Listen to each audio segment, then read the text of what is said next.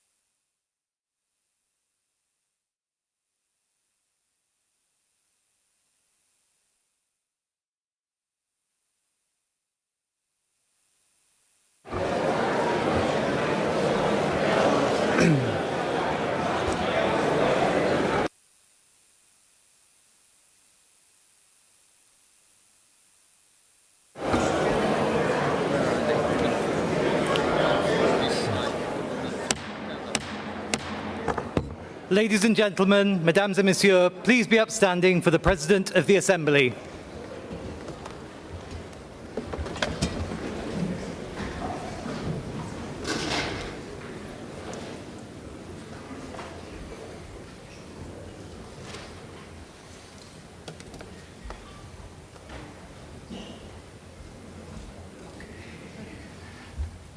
Here we are.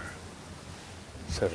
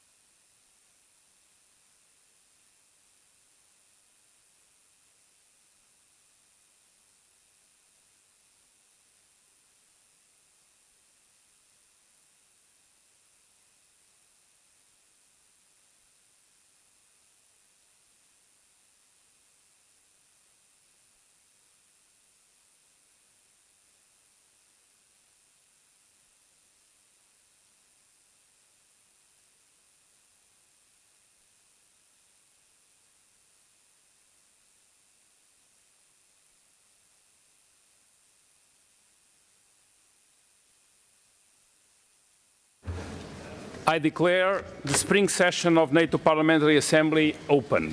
Where is the rostrum? It's downstairs.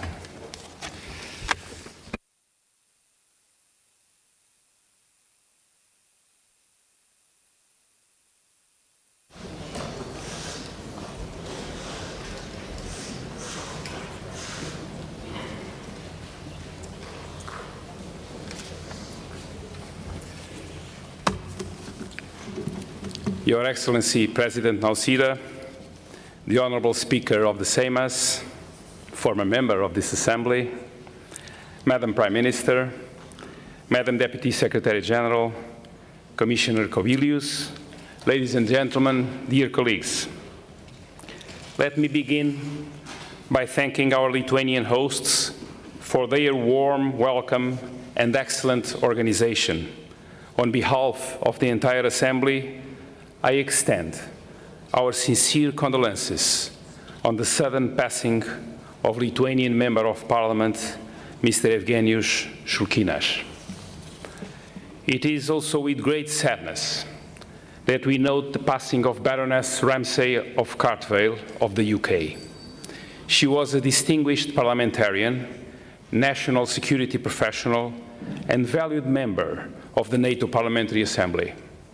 Within the NATO PA, Meta, as she was known to colleagues, played a key role in the Science and Technology Committee, which she shared with insight and authority, and she will be greatly missed, and her legacy of dedicated service will continue to inspire us. Colleagues, it is an honor to address you here in the Seimas, in this very chamber. Lithuania restored its independence against all odds, at a time when the collapse of the Soviet Union was far from assured.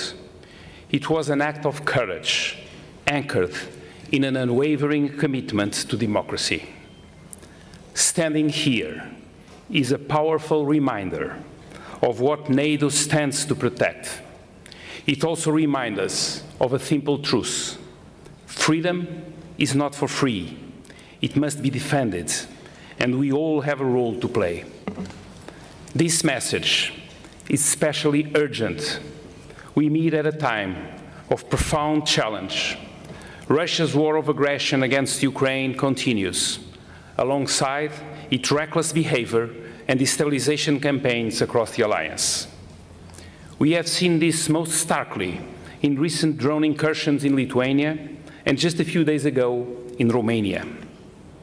These incidents are a direct consequence of Russia's war of aggression against Ukraine, whether caused by deliberate violation, reckless military activity near Allied border, or the spillover effects of Russian actions. The responsibility lies with Russia.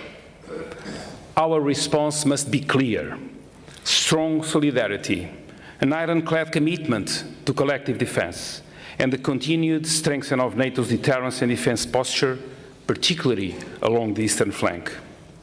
Each of us in this room has a responsibility to support NATO's historic adaptation as we look to the Ankara summit and beyond.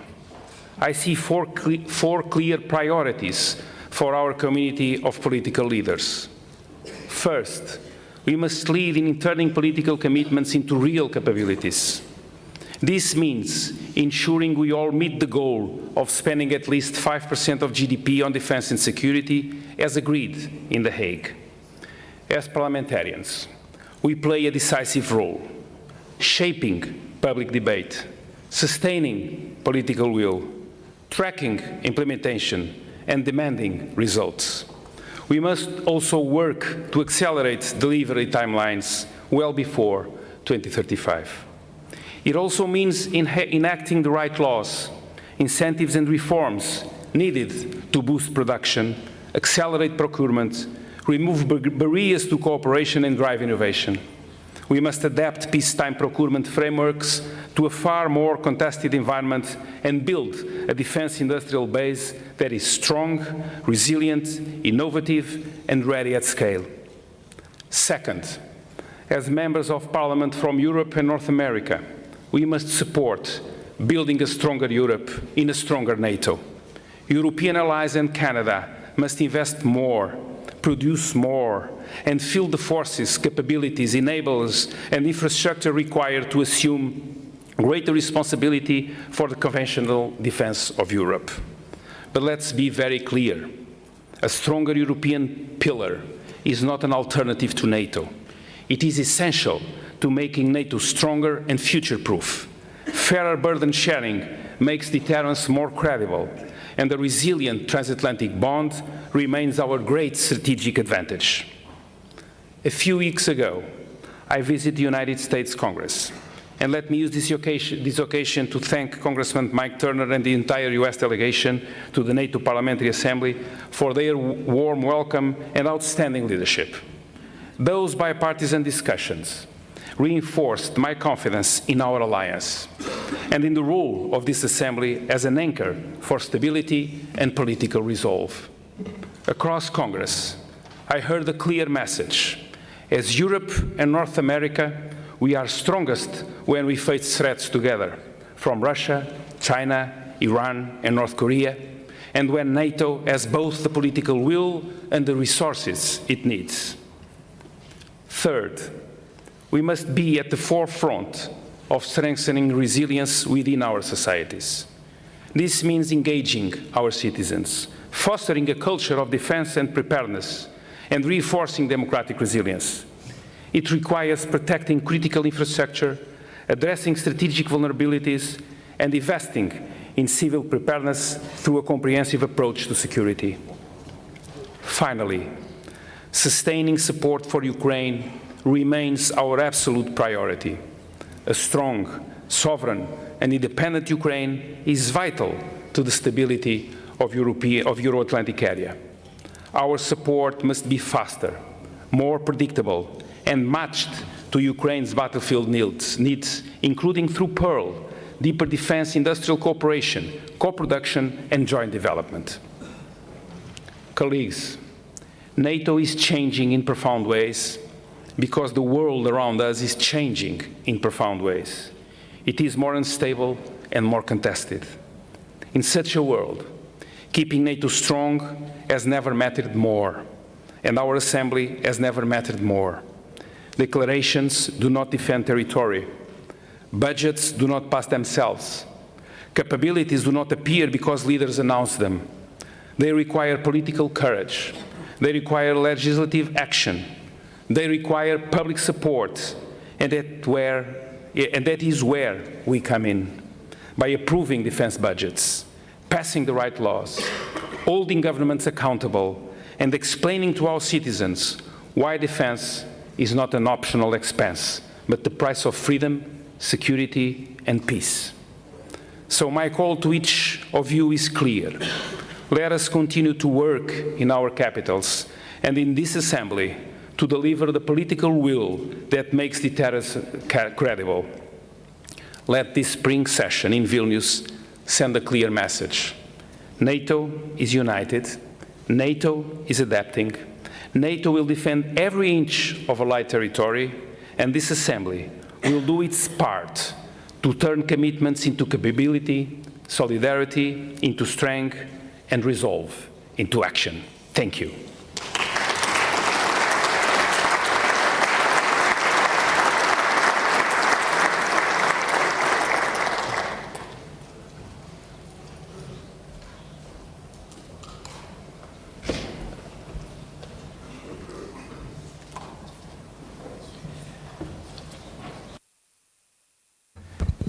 It is now my pleasure to introduce His Excellency Gitanas Nausėda, President of the Republic of Lithuania. Mr. President, you have the floor.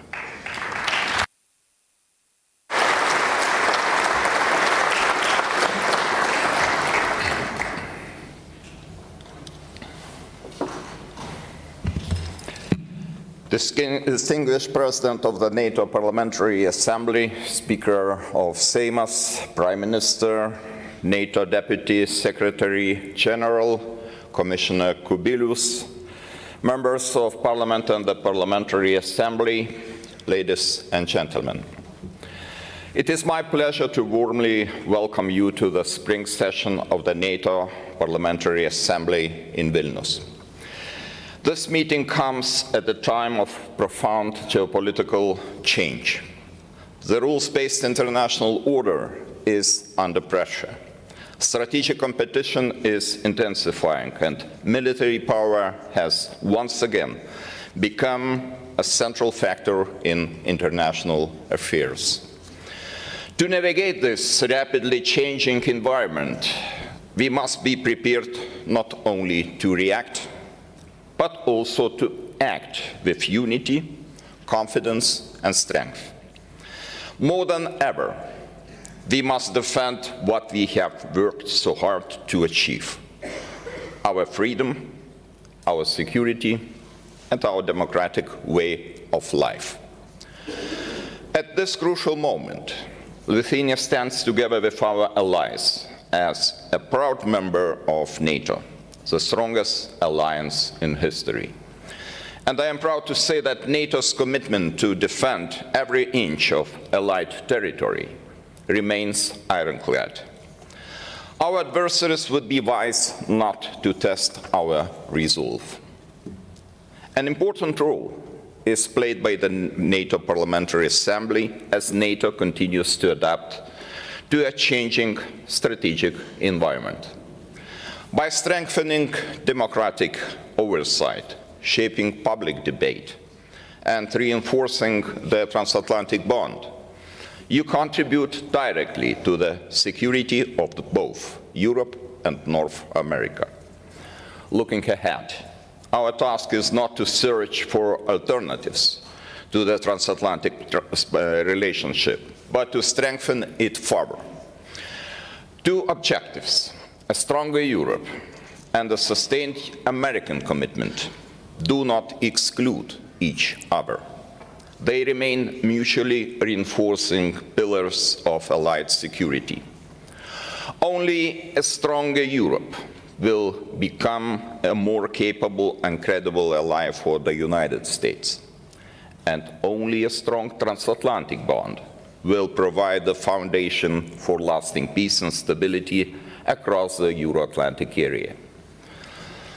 At this point, there is also no escaping the fact that the future of European security is being decided in Ukraine. But first, Russia must be stopped. It has to be contained, not courted.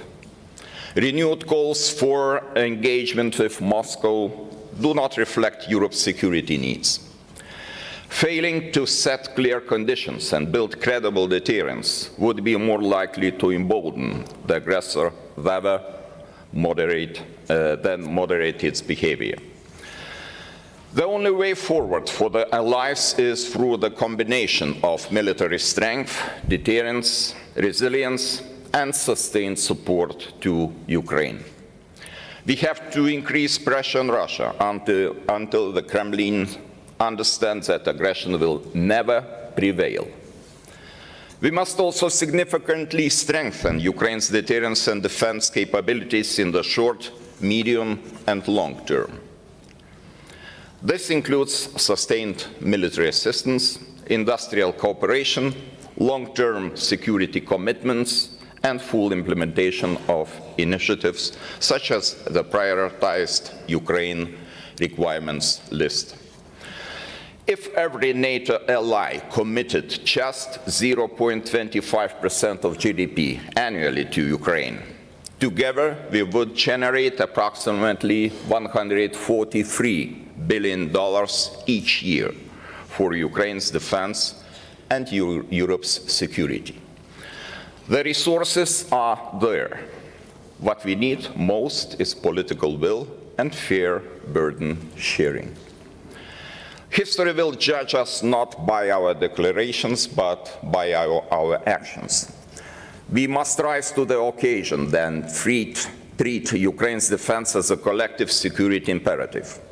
Ukraine has already bought us precious time that we must not be wasted. Europe must become stronger and faster. The real challenge today is not a lack of awareness. It is a lack of speed. Defense industrial expansion remains too slow. Capability development takes too long. Innovation lags behind the realities of the battlefield. Every day, Ukraine demonstrates the rapid evolution of modern warfare. It is our duty to learn faster and translate those lessons into procurement, industrial production, force development, and operational concepts across the alliance. This is particularly important in the field of air and missile defense. Recent incidents involving violations of the NATO airspace highlight the urgent need to invest more in air defense capabilities, including drone and counter-drone systems, acoustic sensors, and integrated air and missile defense architecture. NATO's enhanced vigilance activities, including Baltic Sentry and Eastern Sentry, should continue for as long as necessary and be properly resourced. It is also essential to ensure a stronger NATO presence in the air domain across the Baltic region and the wider eastern flank. The new NATO integrated air and missile defense plan should become one of the key deliverables of the Ankara summit. To achieve these objectives, European allies must continue increasing defense spending and assume a larger share of responsibility for collective security. Lithuania is leading by example. This year we are allocating 5.38% of GDP to defense. This is ultimately a matter of political will and strategic priorities. On the other hand, NATO's role cannot be viewed solely through a lens of geography. While collective defense remains our primary mission, allied solidarity cannot stop at NATO's borders. When developments elsewhere directly affect our security, we must act accordingly. The ongoing conflict involving Iran demonstrates how instability beyond Europe can threaten freedom of navigation, global trade, and allied interests. For this reason, discussions about allied contributions to missions beyond NATO territory are entirely legitimate. Such contributions do not weaken collective defense. On the contrary, they reinforce NATO's strategic relevance and demonstrate solidarity with the United States. Lithuania, therefore, supports efforts aimed at safeguarding freedom of navigation and maritime security, including initiatives led by the United States, the United Kingdom, and France. Ladies and gentlemen, as we approach the Ankara summit, we need a positive and ambitious story. A story about allied unity. a story about continued American commitment to European security, a story about a stronger Europe assuming greater responsibility within a stronger alliance, with which some have already begun calling NATO 3.0. While the United States remains Europe's indispensable ally, we must continue strengthening European capabilities and the defense industrial base. These goals do not contradict each other. They reinforce one another. We should not allow artificial narratives about the transatlantic divide to distract us from our common purpose. Neither Europe nor North America can guarantee security alone. Our adversaries would benefit from division. We must not allow it. Thank you.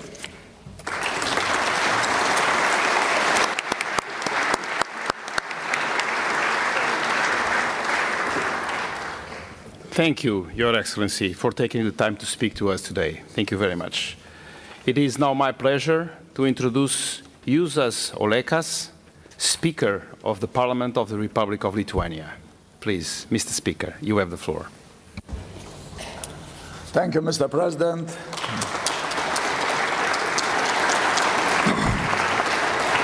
Your Excellency President, Madam Prime Minister, Commissioner, Deputy Secretary General of NATO, Excellencies, dear colleagues, I'm happy to greet you in the hall of the Act of 11 March, historic place in the Seimas of the Republic of Lithuania, where 36 years ago, independence of Lithuania was restored.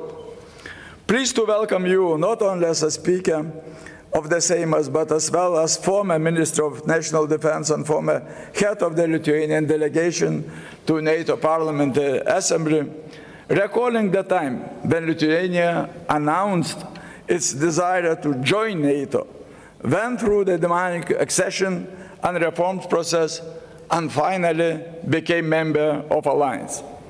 It is great to see so many familiar faces and many new ones joining this important parliamentary format. I would like to emphasize parliamentary, because the role of parliaments is crucial in political assessment of security risk, building nationwide understanding of strategic importance of deterrence and defense, and maintaining broad national consensus to support them across political parties and public. Approval by Seimas of this year's budget with 5.38% of GDP for defense need made Lithuania one of the leaders in alliance. It is a huge financial commitment which echoes our common priorities for NATO Ankara summit, where we want to see tangible progress towards the 5% defense investment target and fair sharing of financial burden between the alliance. We all are facing similar challenges: how to balance state finance, to find resources for social priorities, education, healthcare, support sustainable economical growth, and innovation sectors of economy, attract investments. Approval of budget with significant increase defense spending did not come easy, but was necessary. As global norms are challenged and power politics return, we must respond strategically, even by taking responsibility for the decisions which are not popular. A unified perception among all allies of the security situation, the threat, and the importance of deterrence, along with the necessary political decision, are crucial elements of the current security environment. Next important item in the Seimas agenda, finalization of the national security strategy, which will define even more clear the direction for strengthening state security, responding to the changing situation, and maintaining consensus across political parties on national security and defense priorities. First, we look for strengthening of our own defense capabilities and providing host nation support for alliance forces to be present in Lithuania, including strong transatlantic bond. In this regard, sustainable defense financing is crucial. We will have to allocate about 5–6% of GDP until 2030 to be able to ensure implementation of two important steps for Lithuania in defense planning: deployment of the German brigade in 2027 and deployment of national division-level capabilities in 2030. In April, the Seimas passed the law establishing the Kapčiamiestis military training ground located in the strategical, vital Suwałki corridor and expanding Tauragės military training ground near Kaliningrad region of Russia. Decision on sustainable defense financing includes as well as long-term commitment to allocate at least 0.25% of GDP, as mentioned Your Excellency President, to Ukraine defense and security. Secondly, special attention will be given to promotion of defense industry and dual-use technologies. Strengthening of industry based in NATO countries is advancing, but pace remains decisive, especially for Europe. It is still fragmented and does not guarantee required speed of delivery and is concentrated in few larger allies. We seek for more proportionality in geographical balance, attractive environmental for investment, and integration of small and medium-sized enterprises into production chain so that everyone can benefit economically. For Lithuania is highly prioritized ecosystem backed by strong state support and future-focused military technologies. Thirdly, our deterrence is not only about the military capabilities. Protection of essential system of critical infrastructure, energy, water, transport, digital finance involves not only measures by physical protection, but as well as ability to withstand and recovery from cyber attacks. When it comes to transport and connectivity, renovation of existing infrastructure and implementation of new projects such as Rail Baltica, high-speed railway line, alongside with the economic importance of these facilities, they should make possible fast-track movement of military troops and equipment. Military mobility still is a huge challenge, including overcoming bureaucratic obstacles, harmonizing and simplifying border procedures. Europe did change since Russia's full-scale military invasion in Ukraine. Returning to so-called business as usual looks now hard to believe. In the energy sector, Lithuania, much earlier than many other allies, learned that lesson about the need of the coupling from Russia gas and oil, creating alternative sources of energy supply and avoid situation when you can be easily blackmailed. For the last few years, we have faced constant and targeted hybrid threats. However, practice shows that our response is still partially reactive, not systematic.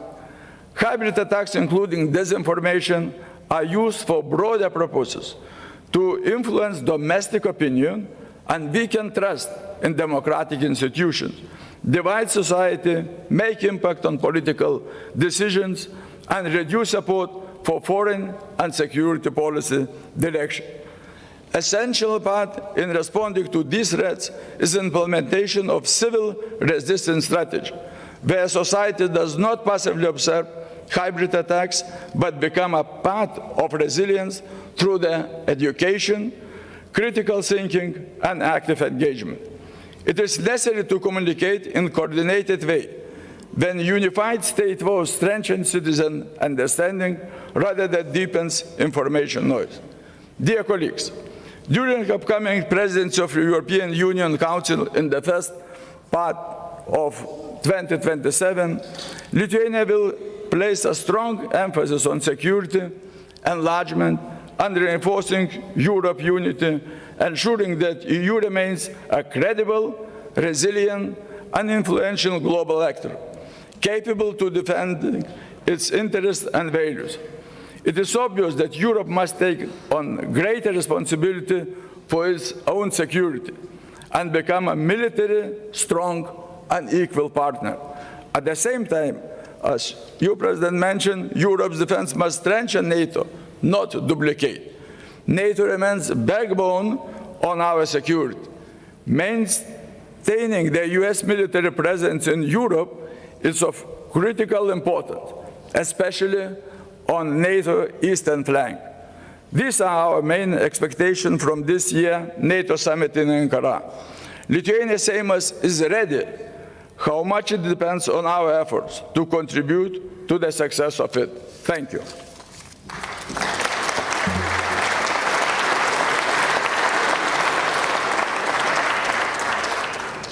Thank you. Thank you, Mr. Speaker. Thank you very much for your remarks.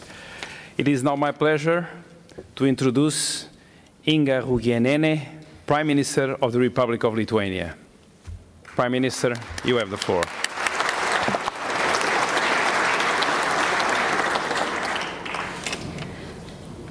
Jūsų ekscelencija, Lietuvos Your Excellency, President of the Republic of Lithuania, Your Excellency, Speaker of the Seimas, distinguished President of the NATO Parliamentary Assembly, honorable guests, members of Parliament, Excellencies, ladies and gentlemen. It is a great honor to welcome you here in Vilnius. Your presence here sends a strong and important message. Democracies stand together. Allies stand together. And NATO remains united, strong, and ready to defend our shared security and values. Today, Europe is facing one of the most serious security challenges in decades. The security environment around us remains unpredictable and tense.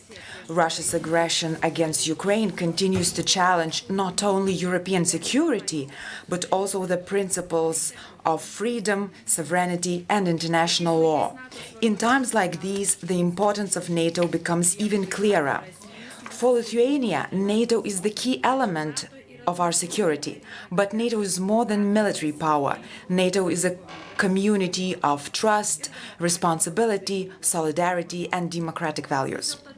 But the true strength of NATO lies not only in weapons, military plans, or capabilities. The true strength of NATO lies in our people, in the resilience of our societies, in the courage of our citizens who refuse to give in to fear, in democratic societies that stay united under pressure, and in our shared belief that freedom is worth defending. Lithuania knows well that resilience is essential for security. Our society understands the importance of preparedness, civic responsibility, and national unity. Over the past years, Lithuania has significantly strengthened its defense, civil protection, energy security, and resilience against hybrid threats and disinformation. We are investing not only in military capabilities, but also in the resilience of our state and our people. This year, Lithuania is allocating a record 5.38% of GDP to defense, one of the highest levels in NATO. This is not only a historic commitment, this is a clear political message. It reflects the determination of our government and our parliament to ensure that Lithuania is fully prepared to defend itself and contribute to collective defense. We continue strengthening our national division, developing military infrastructure, expanding training areas, investing in defense industry, and improving host nation support for allied forces. Lithuania is proud to host allied troops, including the future permanent deployment of the German brigade, as well as United States forces that continue to play a vital role in regional security. Our message is clear. Lithuania is ready to defend itself, contribute to collective defense, and stand with its allies. At the same time, We believe that collective defense requires collective effort. Europe must continue strengthening its defense capabilities and investing more into security. Strong transatlantic unity remains essential and for credible deterrence and defense. Dear colleagues, today's support for Ukraine is also about defending the credibility of the democratic world itself. Ukraine continues to fight with extraordinary courage for its freedom and independence. But Ukrainians are also defending the values we all share: freedom, democracy, sovereignty, and human dignity. Lithuania will continue standing with Ukraine for as long as necessary, because peace cannot be built on fatigue, fear, or hesitation. A just and lasting peace can only be achieved through unity, strength, and continued support for Ukraine. Ladies and gentlemen, history has taught us that freedom is never guaranteed forever. It must be protected, strengthened, and defended every day.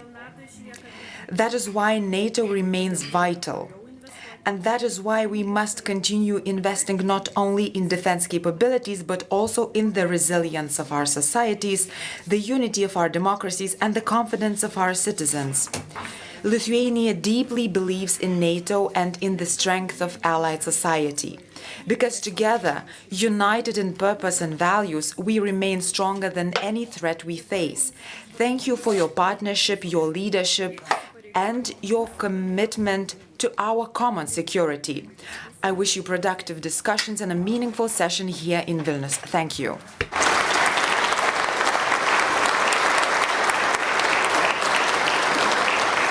Thank you, Madam Prime Minister, for your remarks.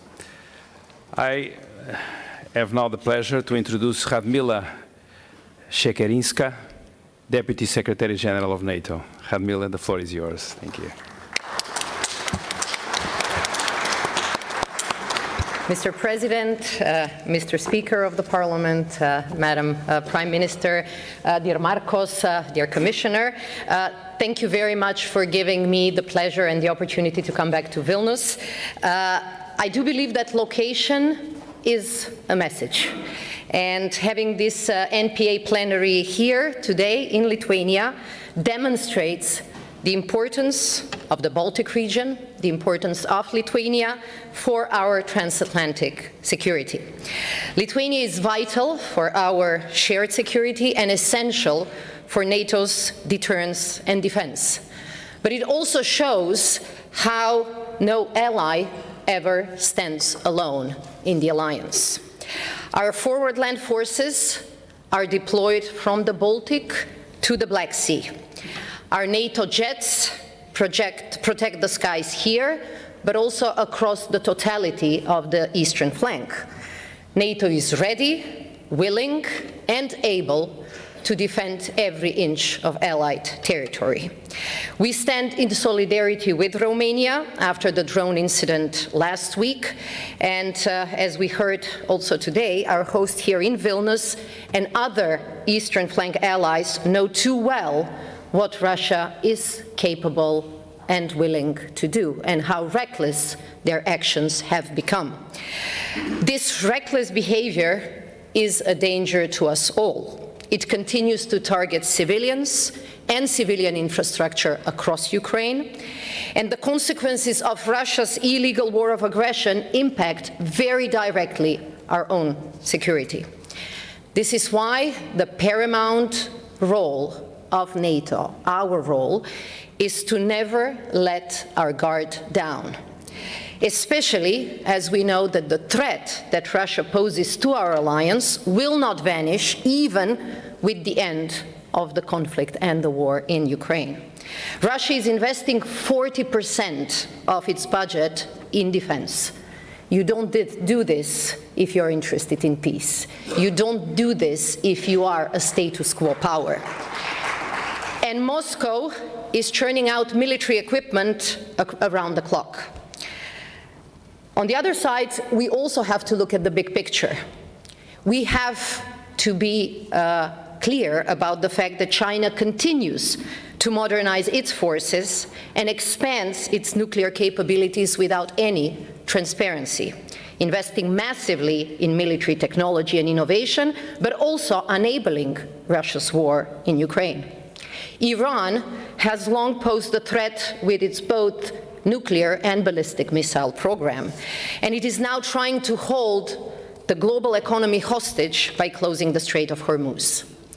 Therefore, the conclusion is clear. In a more dangerous and volatile world, we must invest in our security, and we have to ramp up our defenses, all of us, and we have to do it together. In just 6 weeks' time, allied heads of state and government will meet in Ankara. The Secretary General of NATO has a clear message for the NATO summit. We have to turn commitments into action now. Last year, in The Hague, allies agreed to spend 5% of GDP in defense by 2035. And this was the commitments part. Ankara will be about turning cash into combat-ready capabilities, significantly scaling up our defense industries, strongly supporting Ukraine. It will be all about delivering. It's a bit like the Olympic motto. It has to be faster, it has to be higher, it has to be stronger, and we have to do it together. In this plenary, you do represent in your democracies the 1 billion people in Europe and North America that NATO protects. And you also have the power to shape the political direction and the decisions back in your capitals. I know from my old days in national politics, both in parliament and in government, that whenever a decision involves money and financing and budgets, discussions are always long, difficult, sometimes even painful. I do know that sometimes negotiating with our finance ministers looks like talking to a wall. But even finance ministers now have seen that without security, all becomes nothing. No growth of GDP, no foreign or domestic investments. Balance sheets become meaningless. So this is why deciding to make defense spending a priority is really an absolute necessity. I count on all of you to help and sustain and support the accelerating defense investment. And I count on you to support your governments to come to Ankara and to live up to our joint commitments in order to keep all of us safe. Let me be very clear. We are already making progress on this front. In 2025, the combined defense spending of European allies and Canada increased by 20% compared to the previous year. This is more than $100 billion that were spent in 2025, more compared to the year before. And this is huge. So we have to appreciate the progress that we already see happening. So NATO's deterrence and defense is strong, but it has to remain strong. It has to enhance. It has to strengthen. We also have no doubts that our transatlantic relationship remains rock solid. For decades, there have been debates within NATO about how to rebalance our security for the better, how the burden of defense should be shared more fairly so that we are less reliant on just one ally. Although this is the biggest ally, still we believe that in order for our alliance to grow stronger, it has to be a more balanced relationship. America has made clear that it expects its allies to be able to step up and carry greater responsibility for Europe's conventional defense, backed by US power.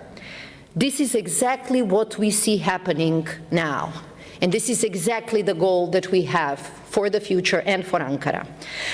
We have heard these messages from the United States during our NATO foreign ministerial meeting in Sweden just 2 weeks ago. And we have just confirmed there, while having all the 32 ministers of foreign affairs, that the trajectory that we are on is towards a stronger Europe within a stronger NATO. So we are seeing real increase in the capacity of America's allies. For example, the 5 top investors, the 5 top spenders in terms of defense spending in NATO are all European allies. European allies and Canada are leading the efforts of NATO's forward land forces along the NATO's eastern flank. 7 out of 8 are led by European allies. This is what we mean when we say stronger Europe.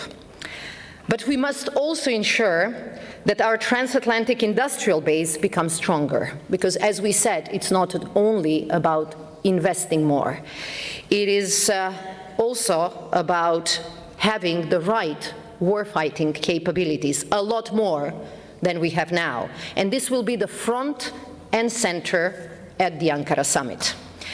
The drone incident in Romania, the experiences in this region, across this region, with air violations show the importance of strong air defenses.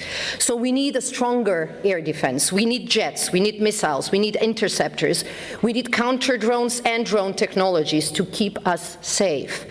And this is why we need to produce faster. We need to produce at scale.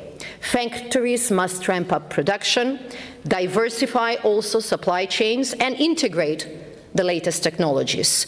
We need a new and robust transatlantic defense industrial base. We must leverage the capabilities, technologies, and the know-how that our companies have, both here in Europe, but also in North America. As parliamentarians, you look at national regulations, and you can really help us get rid of any obstacles when it comes to increased defense production, but also when it comes to defense industrial cooperation. I'm glad that today we are also joined by Commissioner Kubilius. Yesterday we have discussed how can our 2 organizations work better, because we believe that this is a natural thing. We believe that we share the same challenges. We have 23 sovereign nations in common, and 96% of the EU population lives in countries that are also NATO allies. We have also addressed not the challenge, but the need to involve also non-EU NATO allies who make significant contributions to the security in Europe. Their fullest involvement in EU defense efforts remains essential in the strategic partnership between EU and NATO. We already work on several initiatives, including our support to Ukraine, defense production, but also societal resilience. When you combine economic might with top-notch defense and tech industries, you see why, together, EU and NATO have everything we need to succeed. My last point is on Ukraine, another priority for the NATO summit in Ankara. Ukraine's security is directly linked with ours. This is a sentence that we all repeat, because it is true. And even with the many pressing security challenges we face, Ukraine remains fully on our radar, and our support must endure. This is how we see our NATO Pearl Priority Ukraine Requirement List initiative as essential, because it continues to deliver urgent support to Ukraine. It has already supplied around 70% of all missiles for Ukraine's Patriot batteries and 90% of all ammunition used in other air defense systems. But we believe that more is needed, and we need this quickly. They need air defenses, they need drones, they need ammunition, and they really need it right now. So once again, I look at you and count on you to help ensure that our support to Ukraine is sustainable and that all allies pull their weight. We talk a lot about burden sharing when it comes to defense investment, but this is also an area, and Mr. President, thank you for raising this issue, and all of you, we need more of a burden sharing also when it comes to supporting Ukraine, because we don't see it as a burden. We see it as our responsibility and an investment in our security. Ukraine is not only a security recipient, it is becoming more and more security provider.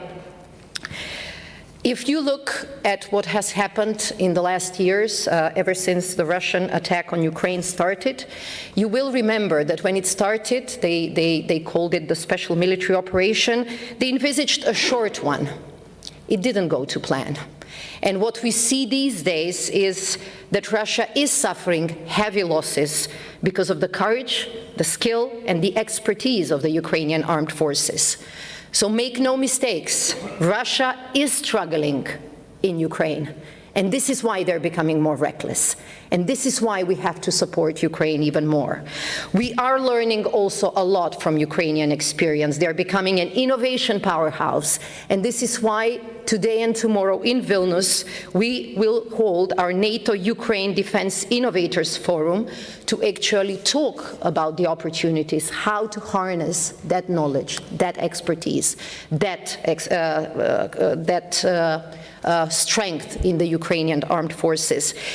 Ukraine is now the most advanced real-world laboratory for defense technology, uncrewed systems, electronic warfare, AI-assisted targeting, and much more. So I hope many of you will be able to join us at the forum, use the opportunity, explore ideas for cooperation, and go back to your capitals with concrete proposals. This will be good for Ukraine, but this will be also good for NATO. As you can see, we have a lot of work ahead of us. They say that the best way to predict the future is to create it.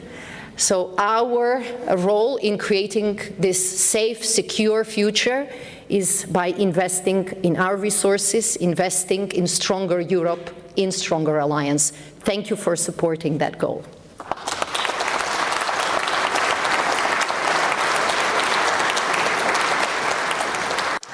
Thank you.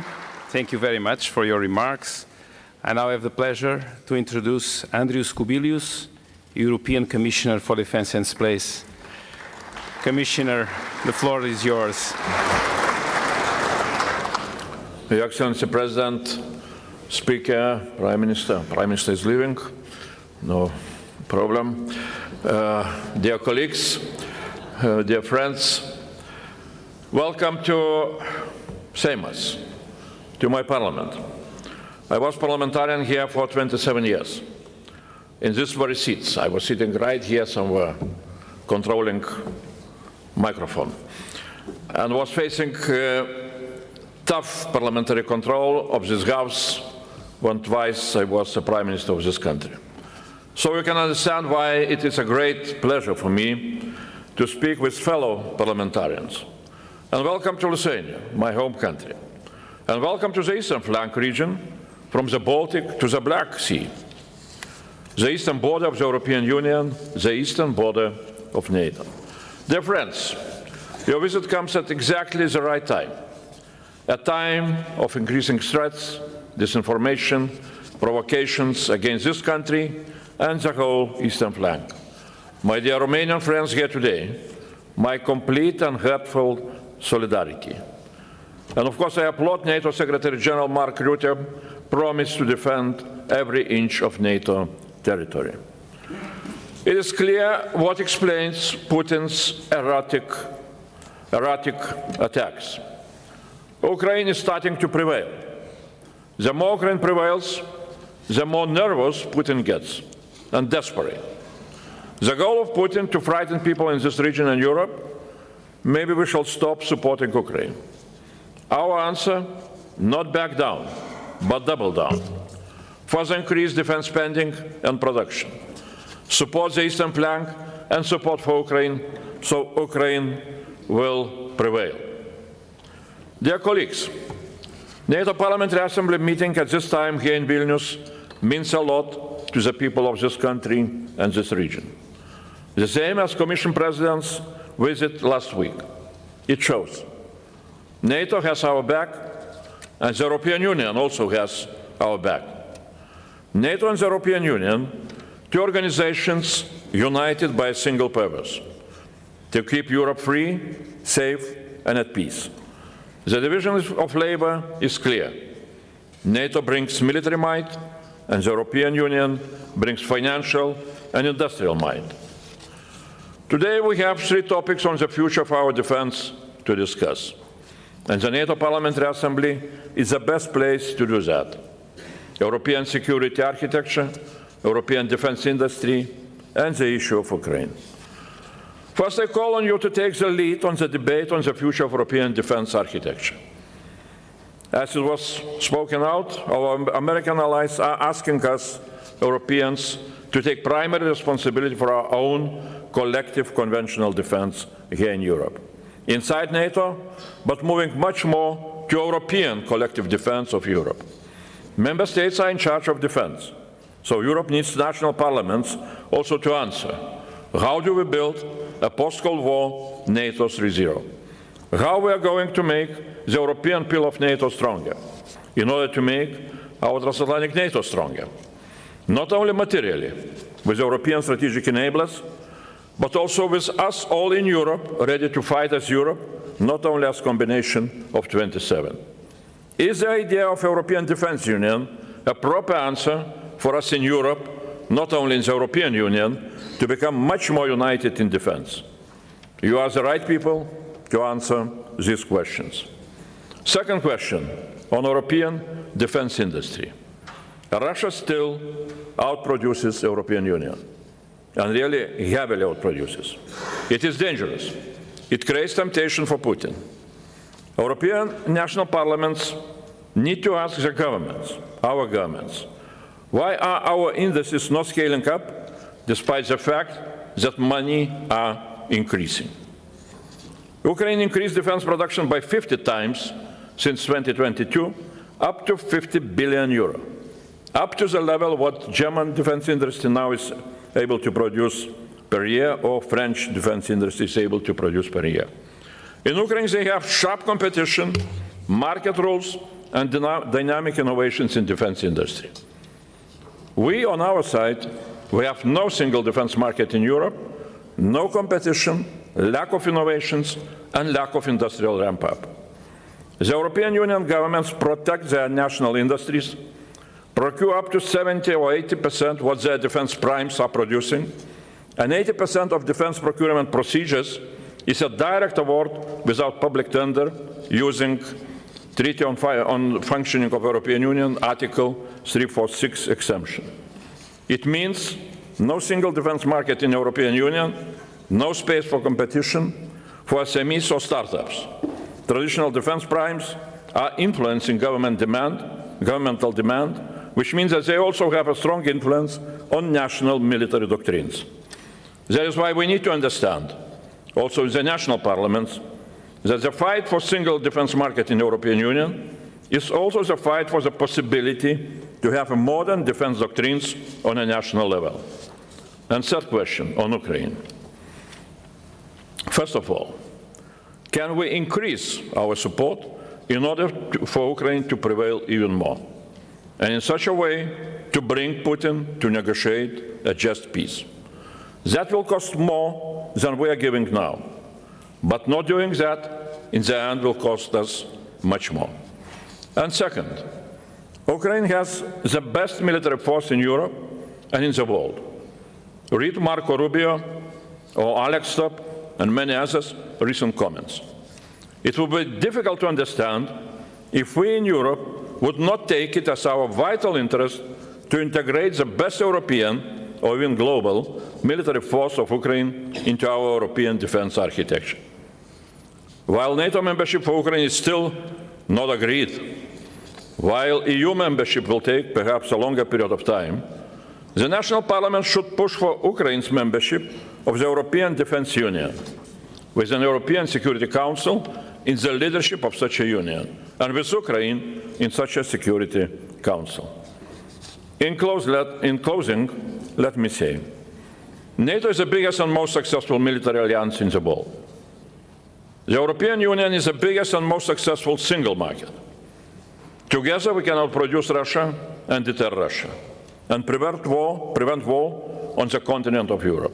No goal is more important than that. Thanks a lot.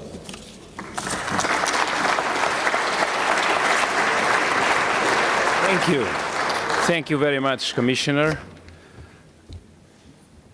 Thank you for addressing us today. Thank you very much. I believe, Mr. President, that you will leave the room now. Thank you very much for your presence. Please rise up for me.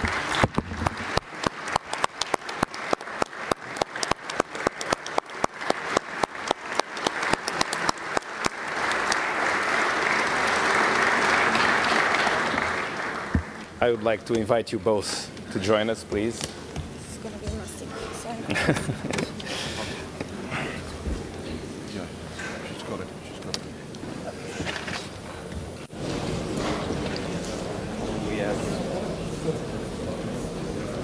Do we have plates for? No. They just sit. Okay. What's yours? Yes. Hi.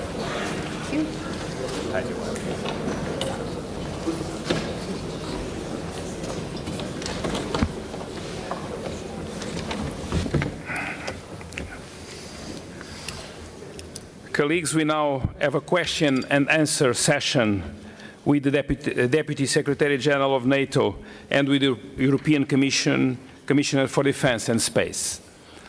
I must warn you that we already have a large number of questions, so it is highly unlikely that we will be able to go through all of them. I will set a 1-minute time limit for questions. I encourage you to keep your questions as short as possible so that more delegates can participate. To allow as many members as possible to ask questions, I have amended our usual procedure and will call members to ask questions in groups of 5. The first 5 members to ask a question are U.S. Congressman Mike Turner, U.S. Congresswoman Julie Jarowski, Canadian, sorry.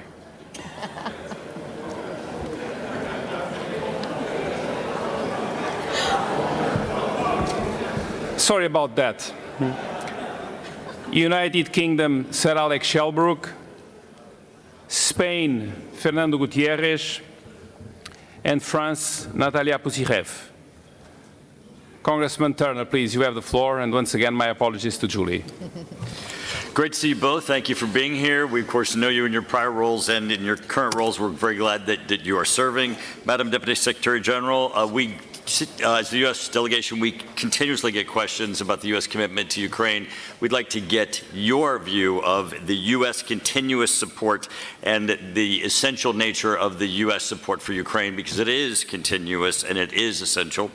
To the EU Commissioner, I think it's important that NATO and the EU and the US speak together with one voice on threats, especially with Russia, and you have a strong record with that.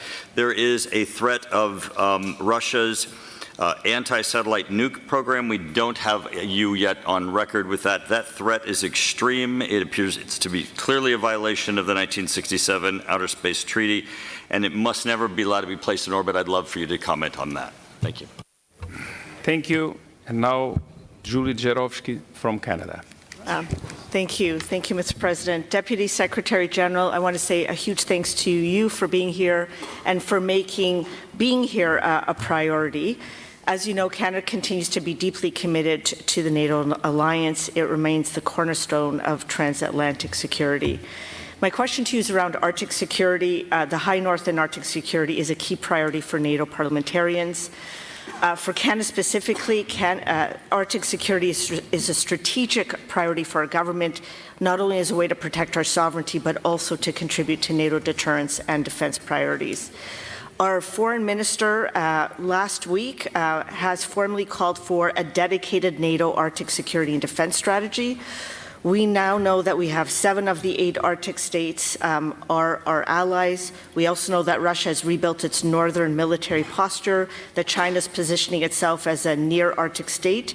And finally, we also know that unlike every other strategically critical region, the Arctic has no NATO regional defense plan.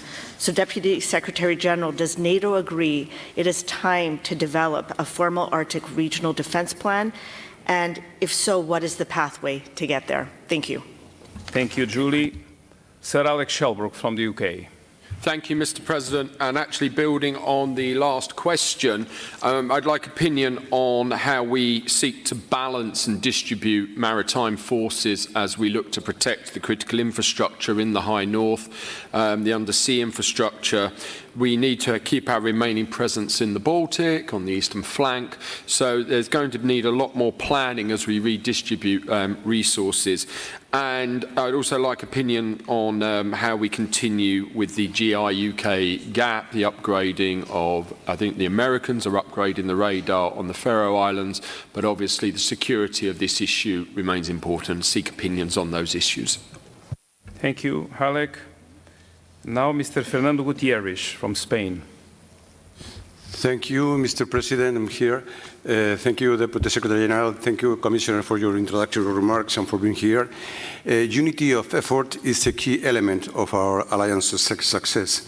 As you said in your speech, Deputy Secretary General, 23 out of the 32 NATO countries and out of the 27 European Union countries belong at the same time to both organizations.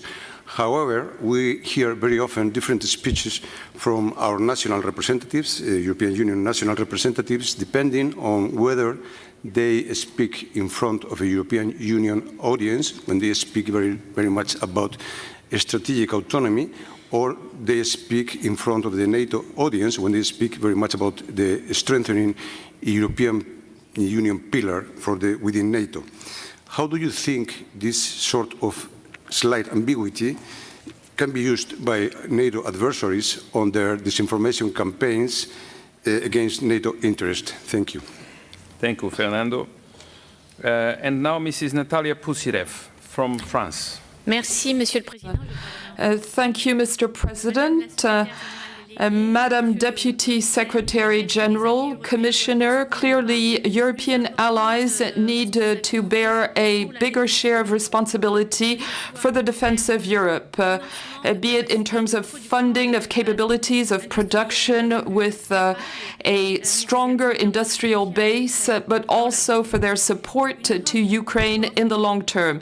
A stronger Europe within a stronger NATO.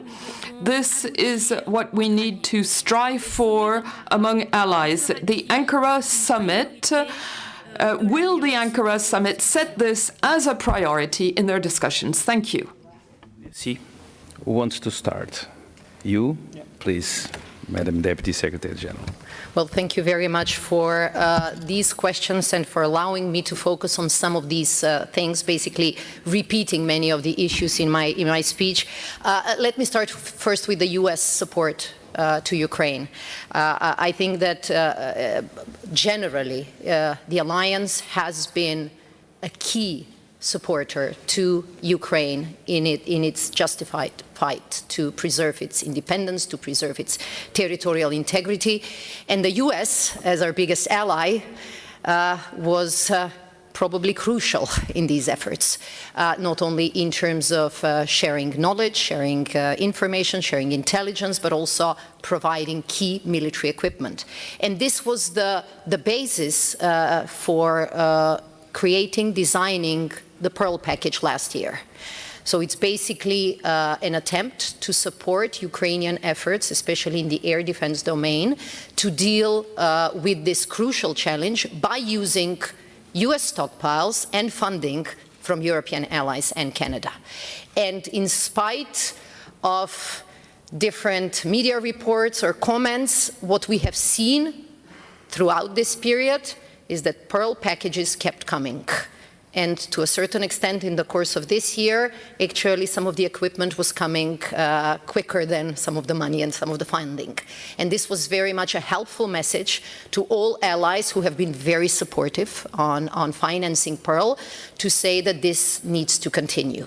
So, you know, with the developments in the Middle East, the big pressure from the Gulf countries on their stocks, on the global stocks, this is becoming more and more an issue. But let me be very clear that what we have made sure is that the Pearl packages and the Pearl assistance, which is crucial, keeps coming. So I urge each and every ally to dig both in their stockpiles, but also their budgets, because we still do have certain interceptors, missiles that could provide really essential support for Ukraine. And I count on US to continuing, as you said very eloquently, an essential and important assistance to Ukraine. I think the discussions that are also currently happening between Ukraine and the US on also drone deal also show that this is a real partnership. It's not only NATO and the allies supporting Ukraine, but it's also very much learning from their experience and doing a lot of co-production in the meantime. On Arctic Sentry, this is probably something that was not so dominant in our discussions years ago. I remember that quite a number of allies insisted on actually not talking about the Arctic in a NATO context, which is why, as you say, we have not developed the regional defense plans for that region. But there is definite shift in the thinking and in the understanding of how Arctic security influences our security. You have mentioned the Russian buildup. What we have seen is that they are opening their Arctic command. They have gone back to some of their Soviet military compounds. They have opened new deep water ports. They have opened or re-engaged old airfields. So there is definitely a growing interest from Russia, but also growing interest from China, that are actually using the fact that Russia is becoming fully dependent on some supply and some enablers, and they are also present in the region. So this is why we have started our vigilance activity, Arctic Sentry. It is very much clearly showing the interest of 7 out of 8 nations, which are our allies, because they have contributed with their capabilities. We have had a number of exercises, and we work now a lot on developing some capabilities which are more oriented, equipped for the environment and the challenges in the Arctic. And just to mention this also, at the foreign ministerial meeting in Sweden, in Helsingborg, we actually had ministers of foreign affairs from the Arctic nation meet and discuss some of these issues, and some of them actually expressed that they would like to see also some discussions at the summit focusing on the Arctic. So this is definitely, there is a growing interest, and I have no doubts that there will be a growing focus in the future for the Arctic, because what happens in the Arctic, what happens in the Geo Gap, actually directly affects Euro-Atlantic security. It's the entry point to the Atlantic, and practically if we miss the opportunity of sensing, I think it was the Norwegian Prime Minister who was explaining, if we miss the opportunity of locating Russian, also nuclear submarines in that area, then we become really blind. So the growing interest also needs growing resources. And I go back to my first point, which is we need all the defense investments, increase defense investments, so that we can have the appropriate capabilities, not in 20 years, not even in 10 years, hopefully as soon as possible, so that our deterrence and defense in all these strategic parts available. And the fourth question on, it's maybe more a question for the Commissioner, but from my side on both last questions, when we say stronger Europe in stronger NATO, we really mean it. We need both. We need stronger European efforts, stronger Canadian efforts, but we also need a stronger alliance. And if we have the right investments, if we have the right production, this will not be a goal, this will be a reality. Commissioner, please. Well, maybe really trying to very briefly to add what Deputy General Secretary have said. On support to Ukraine, definitely we need to see that Europeans, both as individual member states, but also as European Union, we are giving now the biggest financial support to Ukrainian defense. And now we are working on 60 billion euros Ukrainian support loans. This is some kind of breakthrough when such a support will start to come through Central European institutions. I think that that will allow us to be able to better plan that assistance. But two things here. We need to remember also that, of course, PURL is financed by European member states. We hope that Americans really will continue providing very important equipment. Second, on European Union loan, I would urge member states and national parliaments to be proactive, because what we were discussing and what we are discussing with European member states, how to distribute that loan, which is very important for Ukraine, what kind of products Ukraine can procure. European Union member states always are saying, don't forget us, those money also should be spent on European weapons. Ukrainians are ready, but when we are coming down to very concrete requests, and we are asking European member states to open their stockpiles and to sell to Ukraine those weapons, then member states are quite hesitant.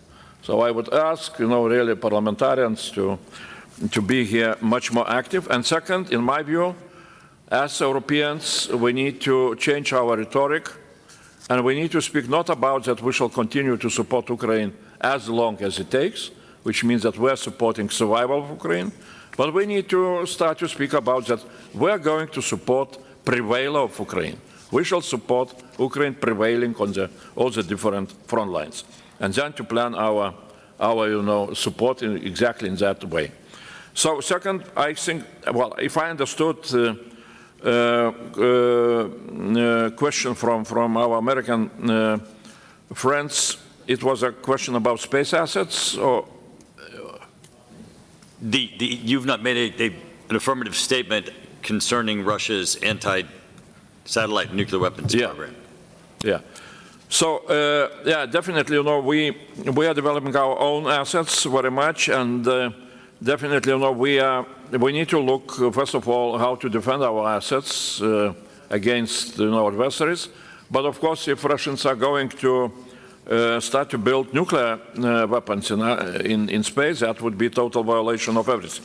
So we need to see how we can stop that. Now, for Arctic, I can tell again, that we are, for example, we are developing our secure satellite communication, IRIS-Square, which is very important for our defense capabilities, and that will cover also Arctic. Now, on two last questions, European pillar of NATO, and what does it mean? It should be autonomous or not autonomous. Definitely it will be inside of NATO, but what is important for us to understand that with taking primary responsibility, it does not mean only political responsibility. It means also very clear material issues, including that we need to be ready to replace Americans' strategic enablers, which now are providing us all very important services, and we need to build them. And this is quite a big task. Recently, there was a German expert publication. We can build those strategic assets during the next 5 up to 10 years, but it will cost around 500 billion euros. We have those money on a national level, but we need to find a way how to bring all the member states to invest into those strategic enablers. And the last point from our colleague from France, stronger Europe and stronger NATO. Yes, that's very important, crucial. And stronger Europe means not only that Europe needs to invest up to 5%. Stronger union, from my point of view, is also more united in defense. And that is a very big task ahead of us. Thank you, Commissioner. I believe we have time for 5 more questions. I'm sorry to all the others, but this probably will be the final round. So we have now Sverre Mirli from Norway, Lorenzo Cesa from Italy, Michal Fifor from Romania, Hugo Oliveira from Portugal, and Thomas Valacek from Slovakia.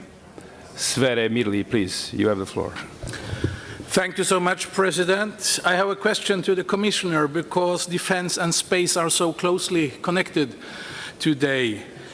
Europe needs to strengthen its space capabilities, but there are some concerns about proposed EU rules requiring satellites to be launched only from EU territory. I think you, Commissioner, know Andøya Spaceport in northern Norway, which provides a unique European capability for launching satellites, developed as a result of German-Norwegian cooperation. But Norway is not an EU member, so I have a question to you.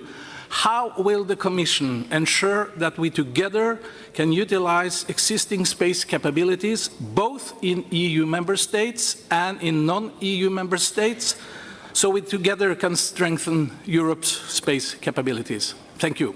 Thank you, Sverre. Mr. Lorenzo Cesa from Italy. Grazie, Presidente. Thank you very much. Mr. President, I will speak in Italian. Thank you very much. I would like to thank Commissioner Kubilius, and I would also like to thank the Deputy Secretary General of NATO for their remarks. I will speak on this southern neighborhood. In the light of the 30th seminar of the NATO Parliamentary Special Group on the Mediterranean and Middle East that was held in Rome in May, confirmed the central importance of the broader Mediterranean and the interconnections between the southern and eastern flanks, which is today NATO's priority. And for all of us, we deep dived into maritime security. What is happening in the Sahel, that is tragic, and we must come to terms with this situation, as well as cooperation with regional partners.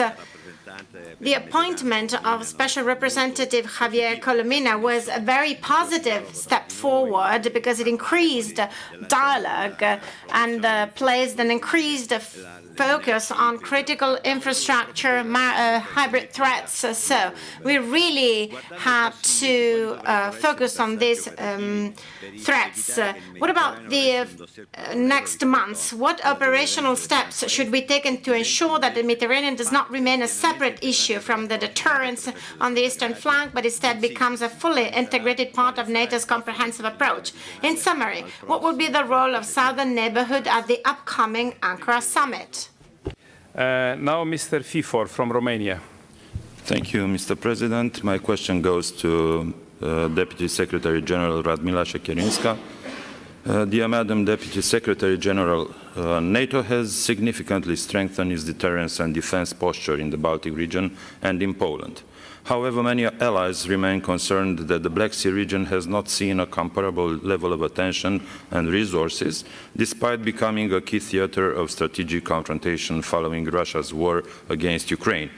At a time when the alliance is discussing credible deterrence, sustainable support for Ukraine, and a stronger defense posture ahead of the Ankara summit, how does NATO address these concerns? And should we expect concrete decisions to strengthen NATO's posture in the Black Sea region? Furthermore, is a dedicated discussion on Black Sea region envisaged on the summit's agenda, particularly given the prospectus for a negotiated peace in Ukraine still appear distant? Thank you so much. Thank you, Mihai. Now, Mr. Oliveira from Portugal. Thank you, Mr. President. Madam Deputy Secretary General, Commissioner Kubilius, following the commitments made by allies at Haga summit last year to move towards investment up to 5% of GDP in defense, Europe is entering a decisive phase of strengthening its collective security. This ambition is also reflected in the European Union Rearm Europe program, which seeks to boost defense industrial capacity. Yet achieving these objectives at the required scale will depend not only on sustained political commitment, but also on the availability of adequate and coordinated financial resources. The scale of the effort ahead calls for a serious reflection on the financial tools that can effectively support this transformation. In your view, what financial architecture is needed to underpin Europe's rearmament effort, Should we consider new shared funding mechanisms at the EU or NATO level to accelerate defense innovation? Thank you. Thank you. And now Mr. Tomáš Valacek from Slovakia. Thank you, Chairman. My question is to Commissioner Kubilius, and it concerns the European Defence Union. It is a bold idea, one that has stirred some controversy, I know, but I think one that is very much on the right path. The reality is, as you laid out, that when this current Russian aggression ends, we will probably need Ukraine more for our defense than it will need us. That's the reality. In any Article 5 situation, we would want to make sure that we have its very capable, battle-hardened army on our side. I wish NATO were in a position to move faster and integrate it. That would be the best path forward to integrate it into our common defense, but that path just isn't available for reasons I don't need to go into. So for those reasons, I think the European Defence Union is very much an idea worth pursuing. The question does arise, what is its relationship to NATO? Can you envision, for example, countries in the European Defence Union undertaking missions using NATO assets and resources under the Berlin Plus arrangement? And a question, I guess, to the Deputy Secretary General is the same. Can you envision this sort of relationship between the European Defence Union and NATO? Thank you. Thank you, Tomáš. Commissioner, could you start now, please? Well, from Norwegian question, yeah, thanks a lot, for that question. I would not tell you that the easiest answer would be Norway to join the European Union, and very soon, and yeah, but more seriously, yes, we want to have as many launching spaces on the European continent. That is why we are really taking very seriously looking into what Norway is providing, or what, for example, what United Kingdom is also building. Of course, for us also very important is Swedish project, where there are some discussions with Norway. The question is, of course, how we are giving an assistance. Usually we're looking that EU money should be spent closer to European Union. That's natural. But we need to remember that European member states, European states, are united in space also through European Space Agency. And that is why also with European Space Agency, which we have very tight cooperation. We're working hand in hand, and in some cases they are leading some projects, including, for example, on new launching vehicles and so on. So we shall look together with them what we can additionally do. Now, some other questions I would respond to. The question from Italy. Definitely, those times now are bringing clear evidence of terminology which we were using always, but maybe evidence was not very much here about 360 degrees approach towards security issues. Definitely, what is now happening in Iran, in Middle East, is bringing clear challenges, clear threats to our Mediterranean neighbors, like, on another side, for us in the east, for the countries of so-called eastern flank, threats from Russia are staying as really very crucial. So I was talking with our colleagues from Mediterranean countries. If you know, now in the European Union and Commission, we are building, or we are developing new instruments, so-called European Defence Projects of Common Interest, the DPCIs, which can be supported by EU budget. And among those flagship projects, now we have at least 4 or 5 very important projects, like air defense, like drone defense, but also Eastern Flank Watch. And we were talking about possibility to develop also something like Mediterranean Flank Watch project, but that depends again on member states from that region, what kind of proposal you will propose. Now, on question from Portugal, very good question about financial needs, financial architecture. I would remind everybody that looking into the future, if all the member states, European Union member states, will implement the pledges which they gave to NATO, historical summit last year, to increase defense spending for core defense up to 3.5%. I mean, not talking about 5%. It would mean that during the next 10 years, European Union member states would spend for defense 6.8 trillion euros. Trillion. Next MFF, which we are now discussing among EU member states, will give for defense, if member states will support what we proposed. We propose 5-time increase. It will be for defense around of 60 or 70 billion euros. 100 times less than member states are going to spend. So money are on national level. As I said, for example, strategic enablers will cost us 500 billion. Very good question was raised by Portuguese colleague, how we shall use those national money in the most effective way to build a collective, very important strategic enablers. That is what also national parliaments need to discuss. And to our colleague from Slovakia, on European Defence Union, really, this is, I see as very important ideas, which are now discussed also in European Parliament very much. In European Parliament recently, there was an initiative to create a group of friends of European Defence Union. Now it's around 50 members of European Parliament are in that group. And I would urge or suggest, in national parliaments to look into such an example. I see European Defence Union as an instrument for Europeans, not only European Union member states, but for Europeans to become much more united in defence. It means that, it could include also United Kingdom, it could include Norway, and of course, it could include also Ukraine with maybe some transitional protocols, but that is what would allow us really to be much more integrated and be, inside of NATO.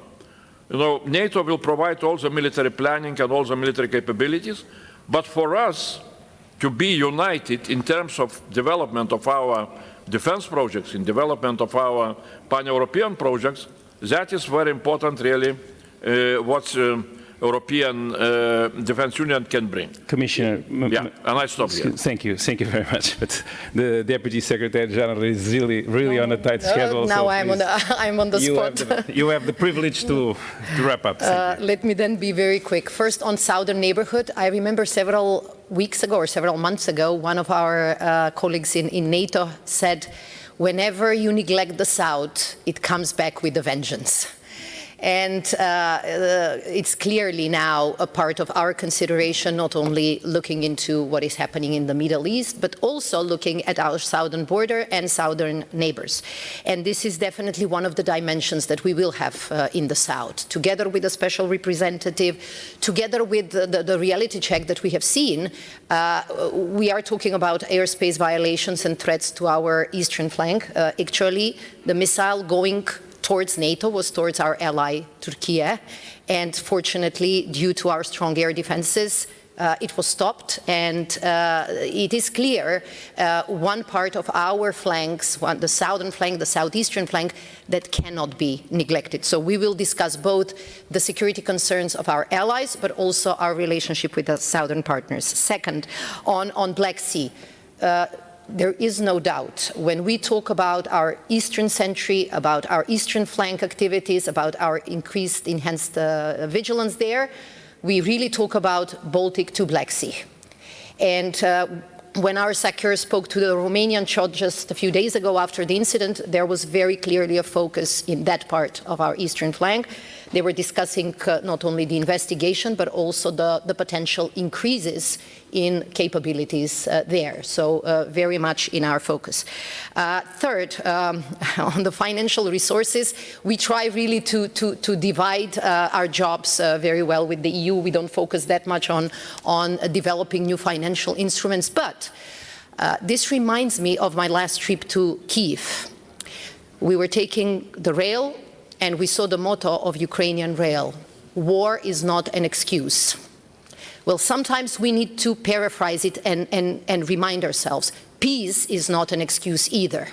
So regardless of which financial instrument we might choose, what kind of financial sacrifices, budgetary sacrifices we make, it is crucial that we don't believe that we will we can relax when it comes to peace.